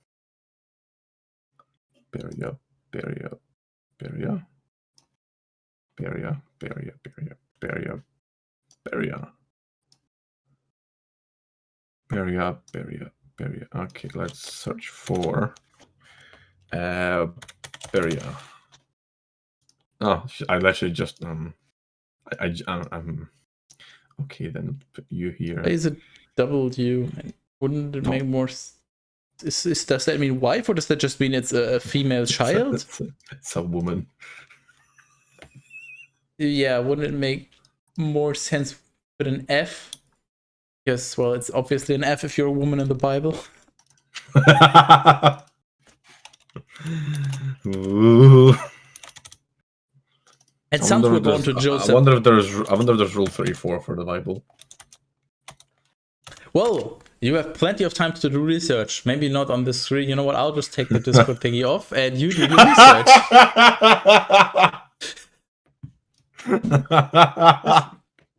And And sons were born to Joseph in the land of Egypt, whom Asenath, the daughter of Potipharah, priest of Heliopolis, bore for him, Manasseh and Ephraim. Didn't we have basically this exact sentence already before? Yes. I'm fairly certain you already have these names noted, 'cause I think we had them before. Those sons of Joseph, who's at the bottom somewhere. Well, yeah. Oh, that's Jacob. Oh, Jacob then to the right? No, to the right? To the right? Yes, exactly. He's on the far right of the screen right now. On the right? At the bottom, there's Joseph. Yes, you have them. Okay. The sons of Benjamin, Bela and Becher, which is German for cup. And Ashbel and Gera and Naaman, and Ehi and Rod and Mophim and Huphim and Ard. They just gave up on naming. What the fuck? No, not Bella, it's Bela. Fuck you.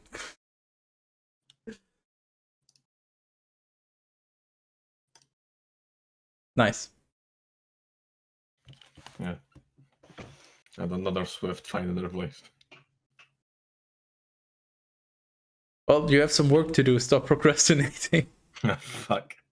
Yeah, Benjamin. Yeah. What? Can I just point out? You replaced Bella instead of Becher with German Cup.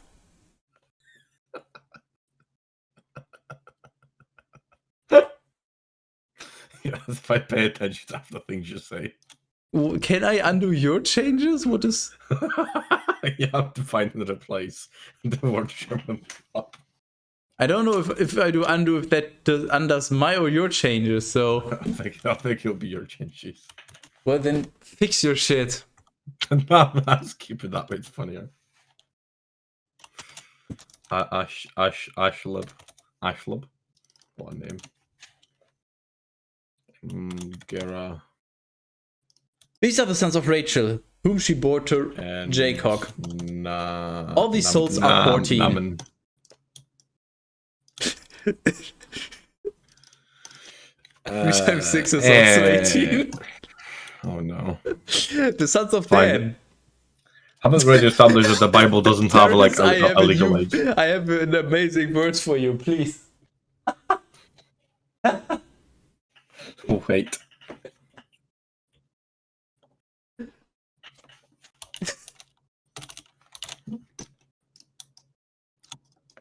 I'm just scared now. I'm not actually paying attention to what the fuck you're laughing look, I at. highlighted it just for you.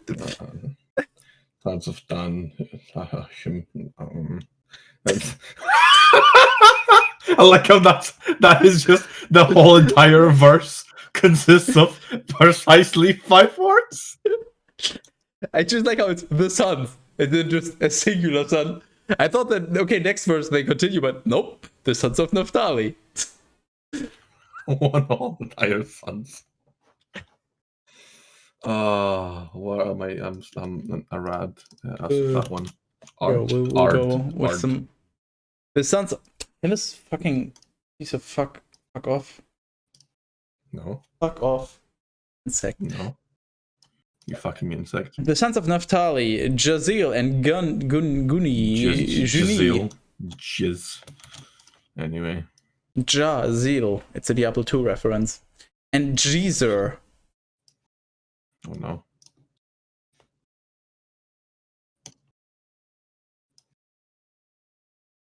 And Shillam.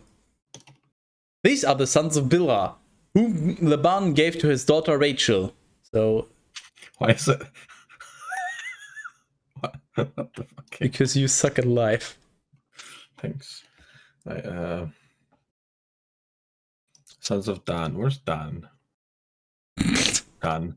One whole entire sons. Son of Yggdrasil. No. That's a different story. I've had enough Yggdrasil when I played Titan Quest. No. These are the sons of Bilhah, whom Laban gave to his daughter Rachel, and these she bore to Jacob. All these souls are 7. All the souls who went into Egypt with Jacob, who went out from his thigh? What did you do, Terrace? What? I didn't. Okay, then please explain this to me. All sorts of went into Egypt with Jacob, and who went out from his thigh. Well, I don't know, maybe because they're all like, was it maybe because they're all 7? They're all like thigh height. No, I think this is supposed to be like they are all his children. They came from his thigh, but you wouldn't refer to the children of a man as coming from their thigh. For a woman, sure, I guess, but it's not exactly like. You never know, but they were crazy times. Didn't know your balls were in your thighs back then. Man, good old times. No random kicks in the nuts. That must have been great for them. They're just hanging off of your left thigh, just on the side. I'm just thinking of the. Okay, I don't know what they're called. The things in Men in Black that have their balls on their chin. Yeah.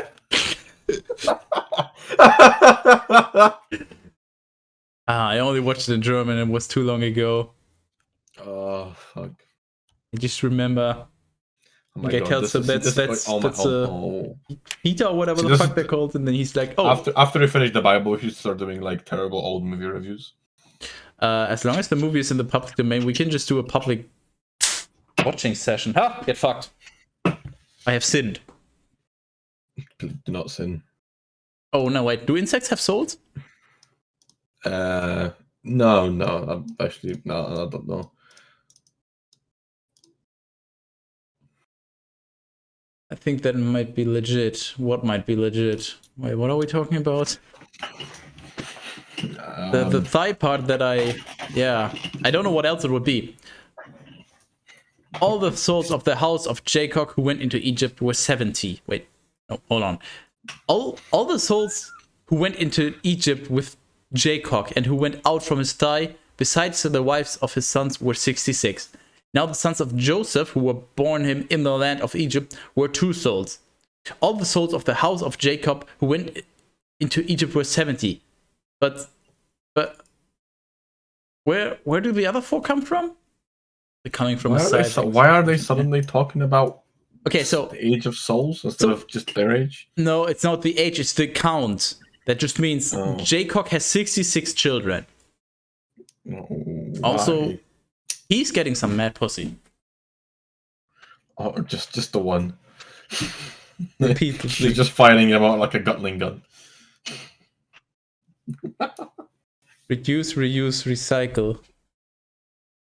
Oh no. Okay, so all the souls who went into Egypt with Jacob, who went out from his thigh. So 66 children of Jacob went into Egypt. Besides the wives of his sons. And then there were also the wives of his sons. But 66 of his children went to Egypt. And Joseph had 2 sons. All the souls of the house of Jacob who went into Egypt were 70.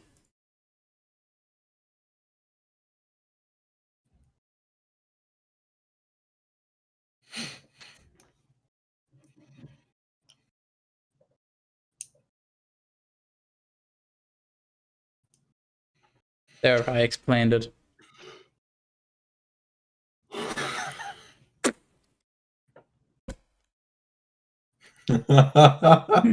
Isn't it amazing how smoothly it is implied that the female girls do not have souls? Yeah, women are objectified to all shit in the Bible. Women are not worth even mentioning. They're not worth the ink it takes to print. Clearly. Whatever they are, they're usually just mentioned for them being traded like currency.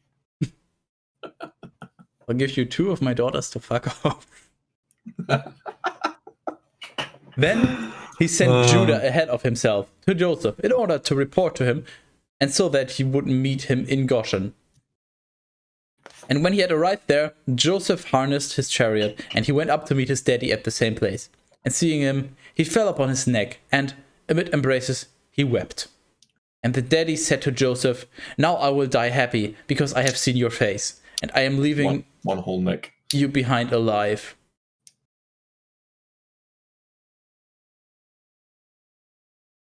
I'll share this important. And he said to his brothers and to all his daddy's house. I will go up and report to Pharaoh, and I will say to him, my brothers and my daddy's house, who are in the land of Canaan, have come to me. And these honorable men are pastors of sheep, and they have the task of feeding the flock, their cattle and herds, and all that they were able to hold, they have brought with them. And when he will call you and will say, what is your work? You will respond, your servants are pastors of honor. From our infancy, even to the present time, both we and our daddies. Now you will say this so that you may be able to live in the land of Goshen, because the Egyptians detest all pastors of sheep. Interesting. So he's telling them, just tell them you're pastors of sheep because Egyptians hate pastors of sheep? Yeah, you're not allowed to pastor them. I literally don't understand what this is fucking saying. illegal. Okay, and he said to his brother, so this is Joseph saying, I will go up, I will talk to the Pharaoh, I will tell him my family has arrived. They are all honorable men and they're pastors of sheep, and they're feeding the flock. Blah, blah, blah. They brought everything they could with them. And he will call you. And so the Pharaoh will ask Joseph's brothers, what's your job? You will respond, your servants are pastors of honor. Your servants. Why would you respond to the Pharaoh that his servants are? Yeah, that makes absolutely no sense.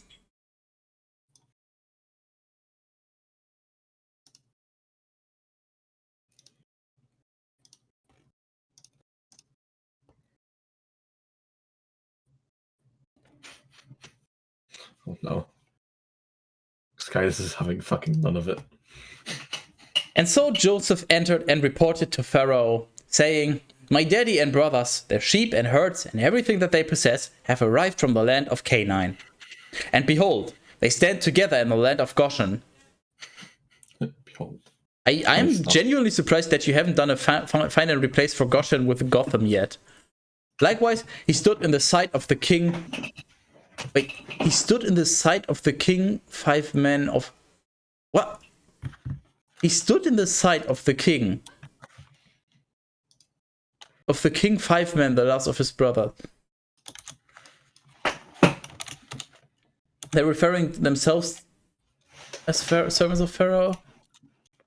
Maybe? That's the only thing I could think of.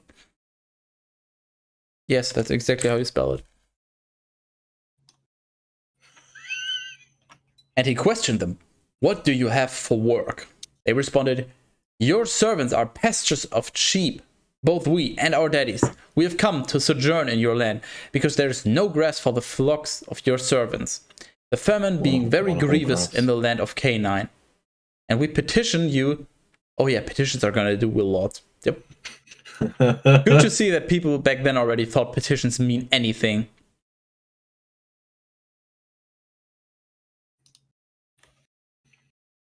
What? Rude.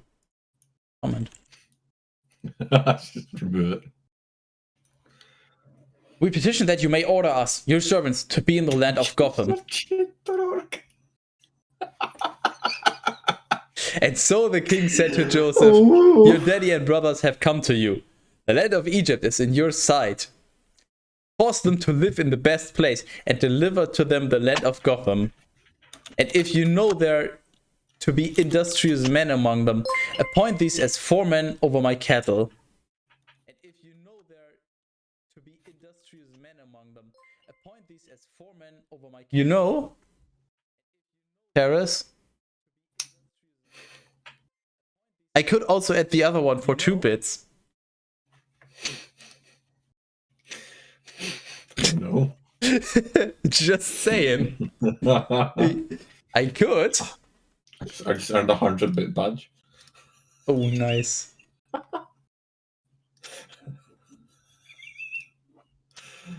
Ooh.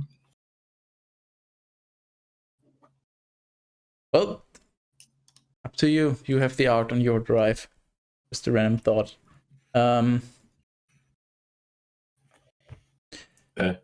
Appoint these as foremen over my cattle. After this, Joseph brought in his daddy to the king, and he stood him in his side. He blessed him, and he questioned him, "How many are the days of the years of your life?" He responded, "The days of my sojourn are 130 years. Few and unworthy, and they do not reach even to the days of sojourning of the sojourning of my daddies." Okay, so Jacob, aka Israel, is currently 130. So you can put a 130 plus on him. That much we know.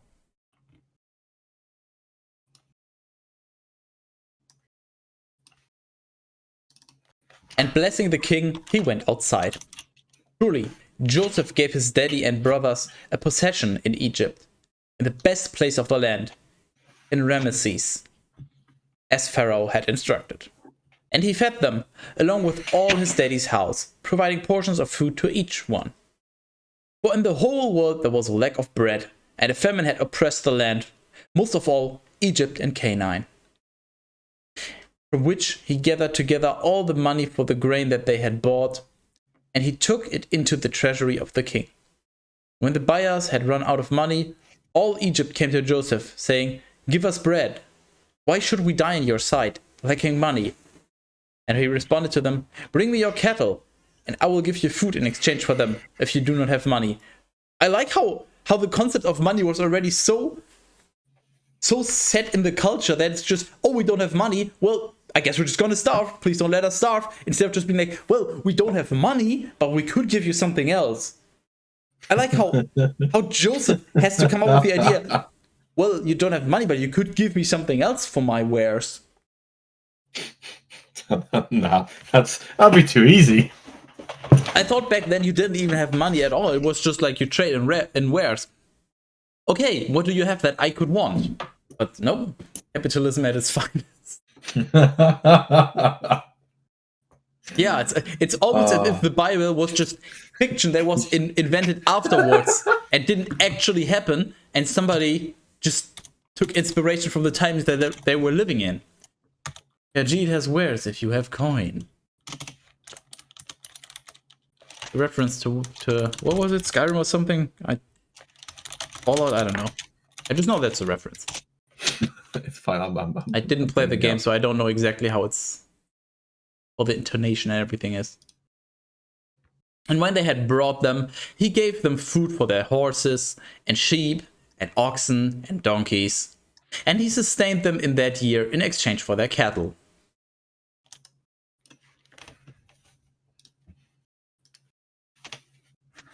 Can you please do me a favor and cross out coin and put cattle instead?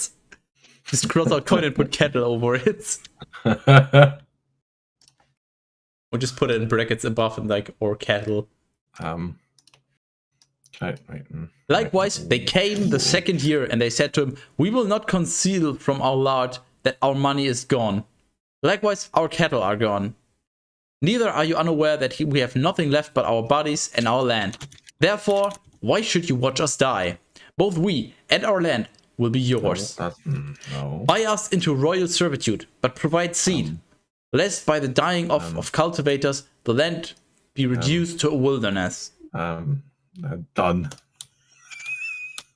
I can't Thanks. find a way to I can't figure out a way to recite the text.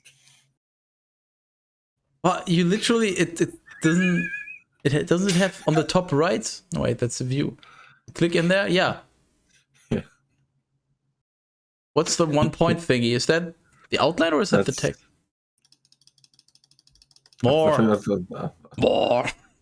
Edit style? Text. Yeah. You incompetent fuck.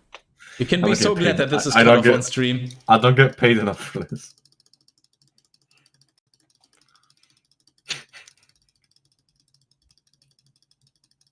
Oops. You know, you could have just held down the left mouse button, but clicking about 100 times also works.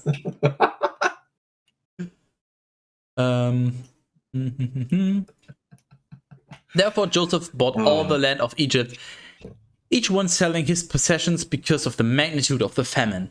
and he subjected it to Pharaoh, along with all of its people, from the newest borders of Egypt even to its furthest limits, except the land of the priests, which had been delivered to them by the king. To these, also a portion of food was supplied out of the public storehouses, and for this reason they were not compelled to sell their possessions. Therefore Joseph said to the people, "So, as you discern, both you and your lands are possessed by Pharaoh.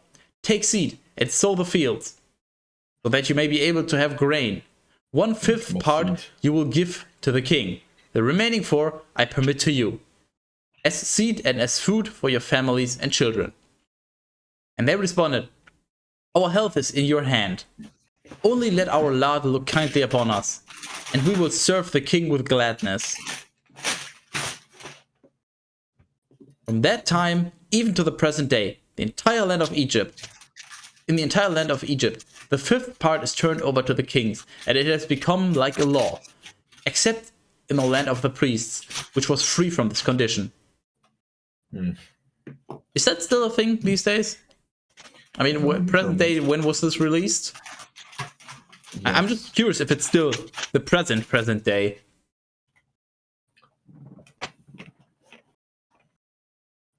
I'd presume not, but... Well, I guess taxes? Maybe? They have 20% tax or something? And so... Well, in the UK, they have 20% tax. And so, Israel lived in Egypt. that is in the land of Gotham, and he possessed it, and he increased and was multiplied exceedingly. No, he was already multiplied, so he increased and multiplied even further. He already had fucking 66 to 70 offspring. Nah, you can't stop that guy. He's got fucking mad plans.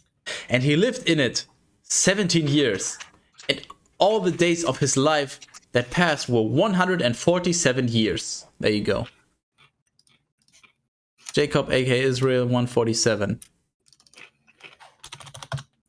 And when he discerned that the day of his death was approaching, he called his son Joseph, and he said to him, If I have found favor in your sight, place your hand under my thigh." Oh no. Oh no, where is this going? "And show me mercy and truth, not to bury me in Egypt." Okay.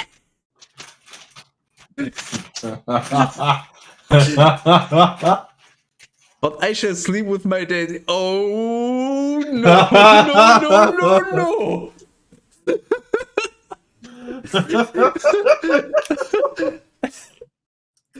"And you will carry me from this land and bury me in the sepulchre of my ancestors." And Joseph answered him, "I will do what you have ordered." And he The said, next meme I make will have to be censored. And he said, "Then swear it to me." And as he was swearing, Israel adored Skytis, turning to the head of his resting place. Genesis 48. After these things were done, it was reported to Joseph that his daddy was sick, and taking his 2 sons Manasseh and Ephraim, he went directly to him. And it was told to the old man. Wait, who's the old man? So I guess that's Jacob? Or is it Joseph? Is Joseph old by now? No. Okay, Joseph is coming, so it's Jacob. It was told to the old man. What the fuck? Joseph's going to him, and it was told to the old man. One whole man. "Behold, your son Joseph is coming to you." And being strengthened, he sat up in bed. And when he had entered... Wait. He said, "Almighty Skytis appeared to me at Luz, which is in the land of Canaan, and he blessed me. And he said, I will increase and multiply you, and I will make you influential among the people, and I will give this land to you and to your offspring after you as an everlasting possession. Therefore, your 2 sons who were born to you in the land of Egypt before I came here to you will be mine. Ephraim and Manasseh will be treated by me just like Reuben and Simeon. But the remainder whom you will conceive after them will be yours, and they will be called by the name of their brothers among their possessions. As for me, when I came from Mesopotamia, Rachel died in the land of Canaan on the very journey, and it was springtime. And I entered Ephrath and buried her next to the way of Ephrath. Oh, so Ephrath is a place, not a woman. Okay. Interesting. Which by another name is called Bethlehem. Oh no. So, do I understand this correctly? So, Jacob is dying. Probably. He's sick. And then Joseph and his two sons are coming to him. And then Jacob is like, all right, because Skytis had said something to me, your two sons are now mine. Yoink.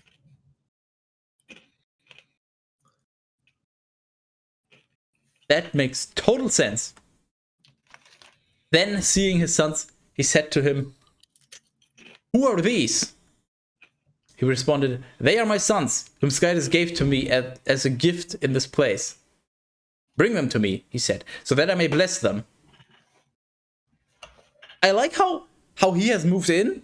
He's apparently settled in, but he doesn't even know the children of his son.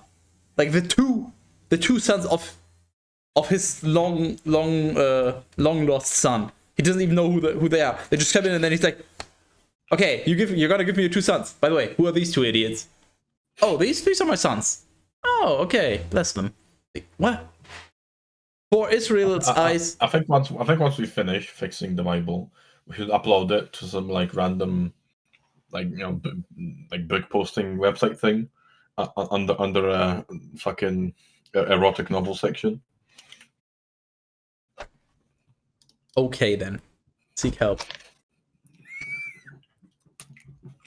For Israel's eyes were clouded by reason of his great age, and he was unable to see clearly. They were clouded by reason of his great age. I mean, that makes sense, funnily enough. Reason of his great age. Like, what's the reason that the reason that he got so old is that he's eating healthily, so his eyes are clouded by his healthy diet? What? No, how does that make sense? Please explain. I know what they're trying to say. He's old, so he can't think clearly, but the phrasing doesn't make any sense. No, this actually makes perfect sense. Oh, now it makes sense. Thanks for explaining, Terrace. You are very helpful. I don't know why you're not understanding, but it makes sense. Ah, fuck you. You suck. Fuck you get paid too much. Wait. You guys are getting paid?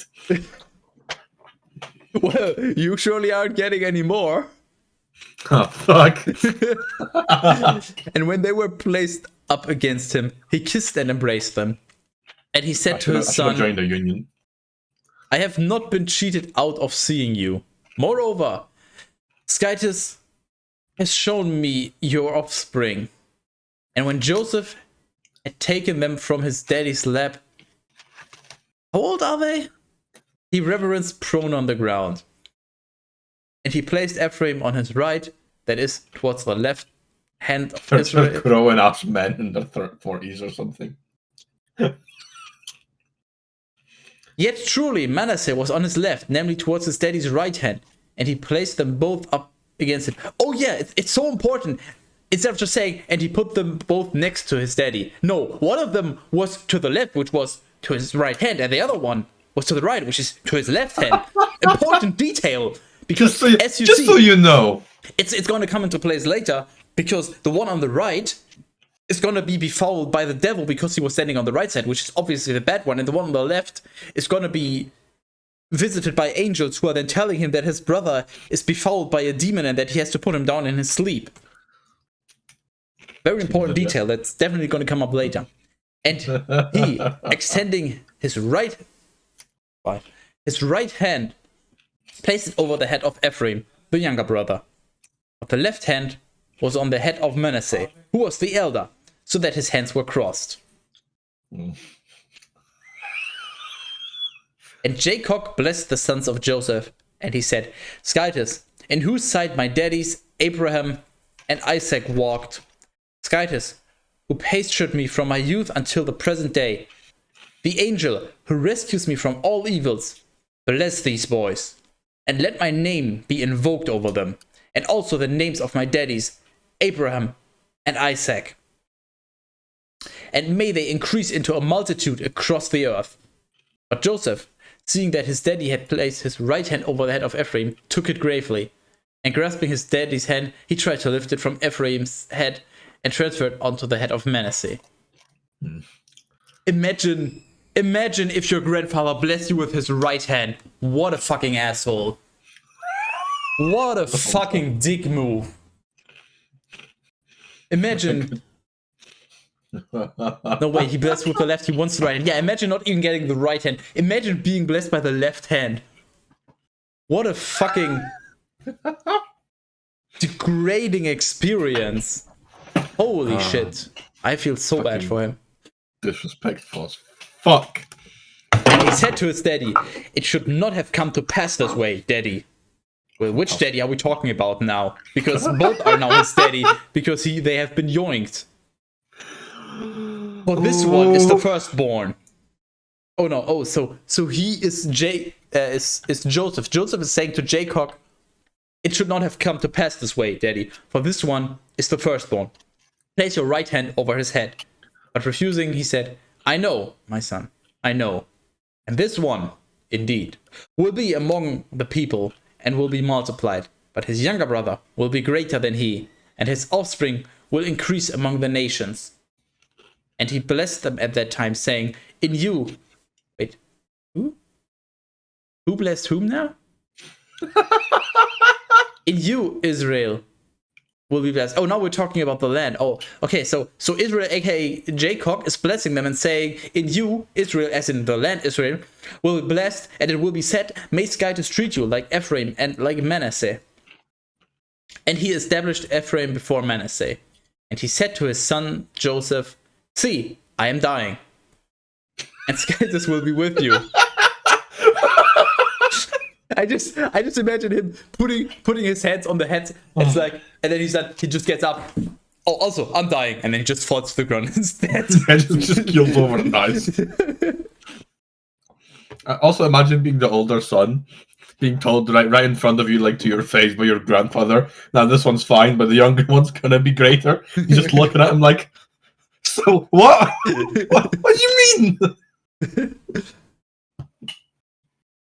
And he said to his son Joseph, see, I am dying, and Skytis will be with you, and he will lead you back to the land of your daddies. I give you one part beyond that of your brothers, which I took from the hand of the Amorite with my sword and my bow. One part beyond that of your brothers? So, like one piece of land, what? Even further out than where your brothers are? Is that giving him someone else's land? Well, no, not someone else's land. I mean, he took it from the hand of the Amorite with sword and bow. I think it refers to land. I don't know what else it would be. Could you imagine it's land? Yeah. Also could be woman, because we've already established they get traded like currency. He's just giving away his harem. Okay, Terrace, I give you one part beyond. Okay, so you can have her left breast and her left arm. The rest still belongs to your brothers. But you can have this part of her. Yes, Terrace, that makes perfect sense. Thank you. Thank you for your contribution. What if there's multiple women? We're not talking about parts of women, but actual, individual women. Fucking troglodyte.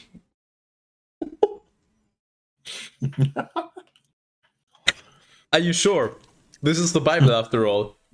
I mean, remember when a certain Jacob was tricked into marrying the wrong person, and once he had his dick in her, he couldn't go back, so he had to do another 7 years of servitude?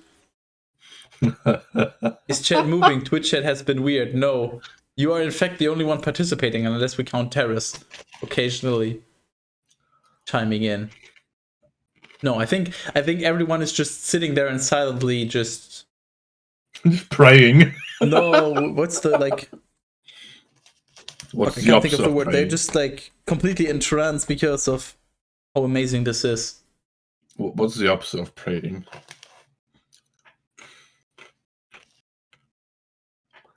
Sinning? No, Yeah. Terrace, my entire chat is not sitting there sinning. Well, if they're watching you, then they are. Well, I mean, Nago probably is if he's still around. He surely is sinning right now. I mean, seeing me and hearing you, Oof. he already mentioned certain things earlier, so I wouldn't be surprised.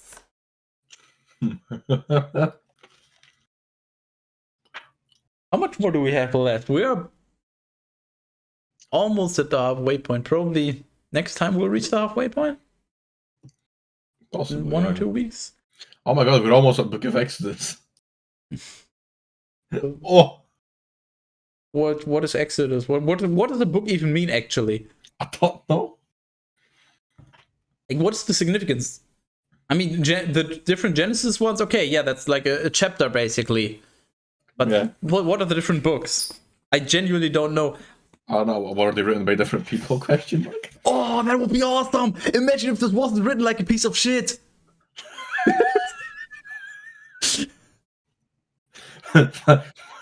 Find out on the next episode. Find out next time as we descend Dragon further Ball into Z, madness. Really want to check something. Can you look how the fuck do you search for tags? Well, I guess I'll have to go to a category first.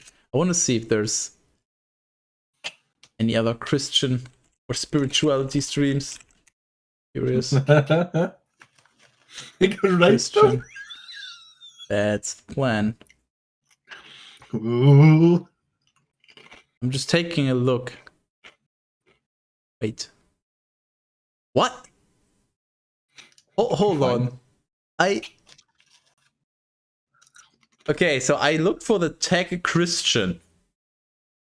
And there's 4 other streams. One of them is Russian, one of them is apparently watching a movie, one of them is Portuguese, and one of them I want to take a look at Salvation Without Religion, the cure for low self-esteem. And then I look at the tags. English, analysis, agnostic. Agnostic was if you think that it cannot be said whether God exists or not, right? True. So what is this stream? Let me stream has been going for 17 hours. Okay, boy. Okay, it's now showing some short text excerpt. Christian religion teaches the belief I can't read that fast. The birth of Jesus, the man, signified that humanity had evolved to the point where they could understand that there is more to life than I can't read that fast. Okay, well, I don't know. I guess this is just some kind of automated stream that just scrolls through images. No, I guess we're not going there. Aww. I gave it a chance, but nope. Well, I guess we're going somewhere else. Also, Terrace, if you send me the image, I'll see if I can set up the cheer alert. Oh, the other one. Whichever one you want, as long as it's within TOS and all that, obviously. No chance. Well, where's my outro? There's my outro. It's way down here. 2.5 hours almost.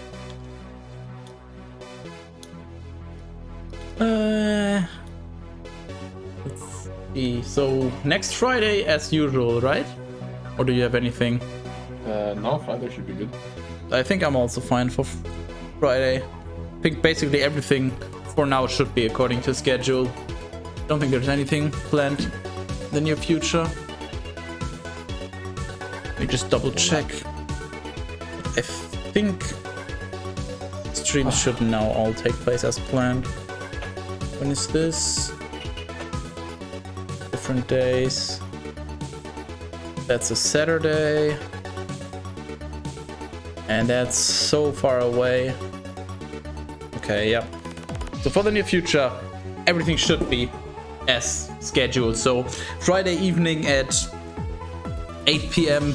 my time. I think it was 8, so 7 p.m. if you're from the UK. And you'll figure out the rest.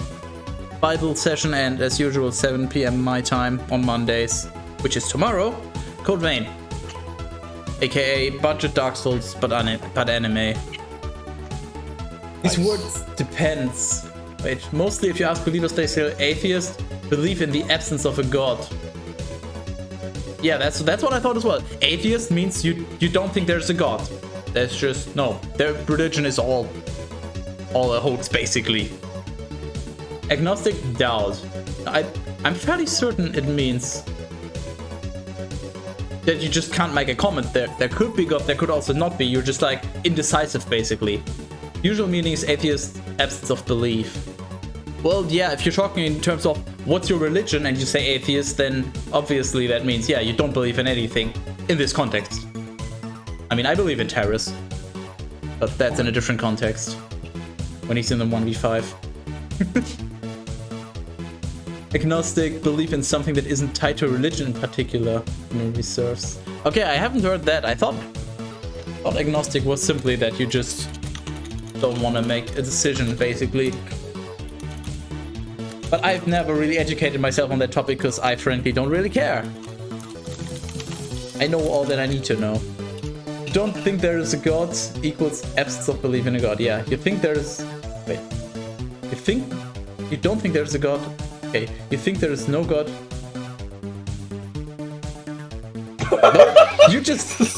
Skysis.exe, stop responding. You don't think there is a god. Absence of belief. Yes. You think there is no god. Belief in the absence. Yeah, that's the same thing.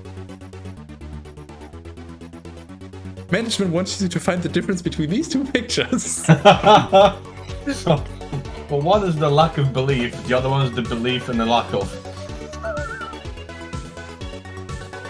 That's not actually... I don't think you're gonna be able to explain this to me because they just mean the same thing. You're just slightly changing around the words. Brent gets it. Good. So Terrace is smarter than I am. Great. Yes. Yeah, my brain is better than everybody's.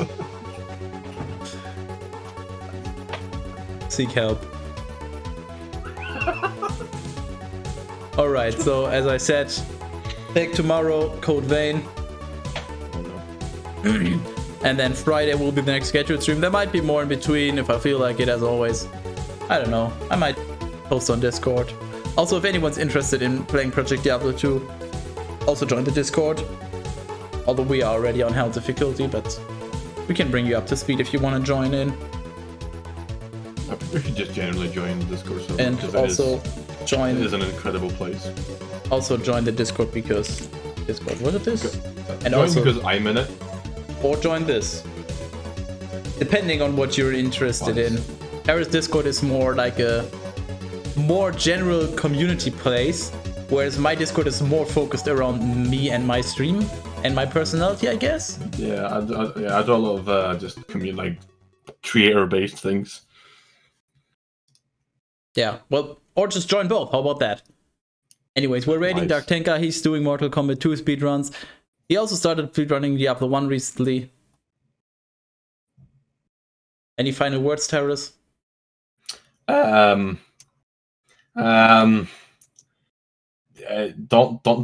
do Bible, kids. 7, 6, 5. Stay in school. Don't do Bible.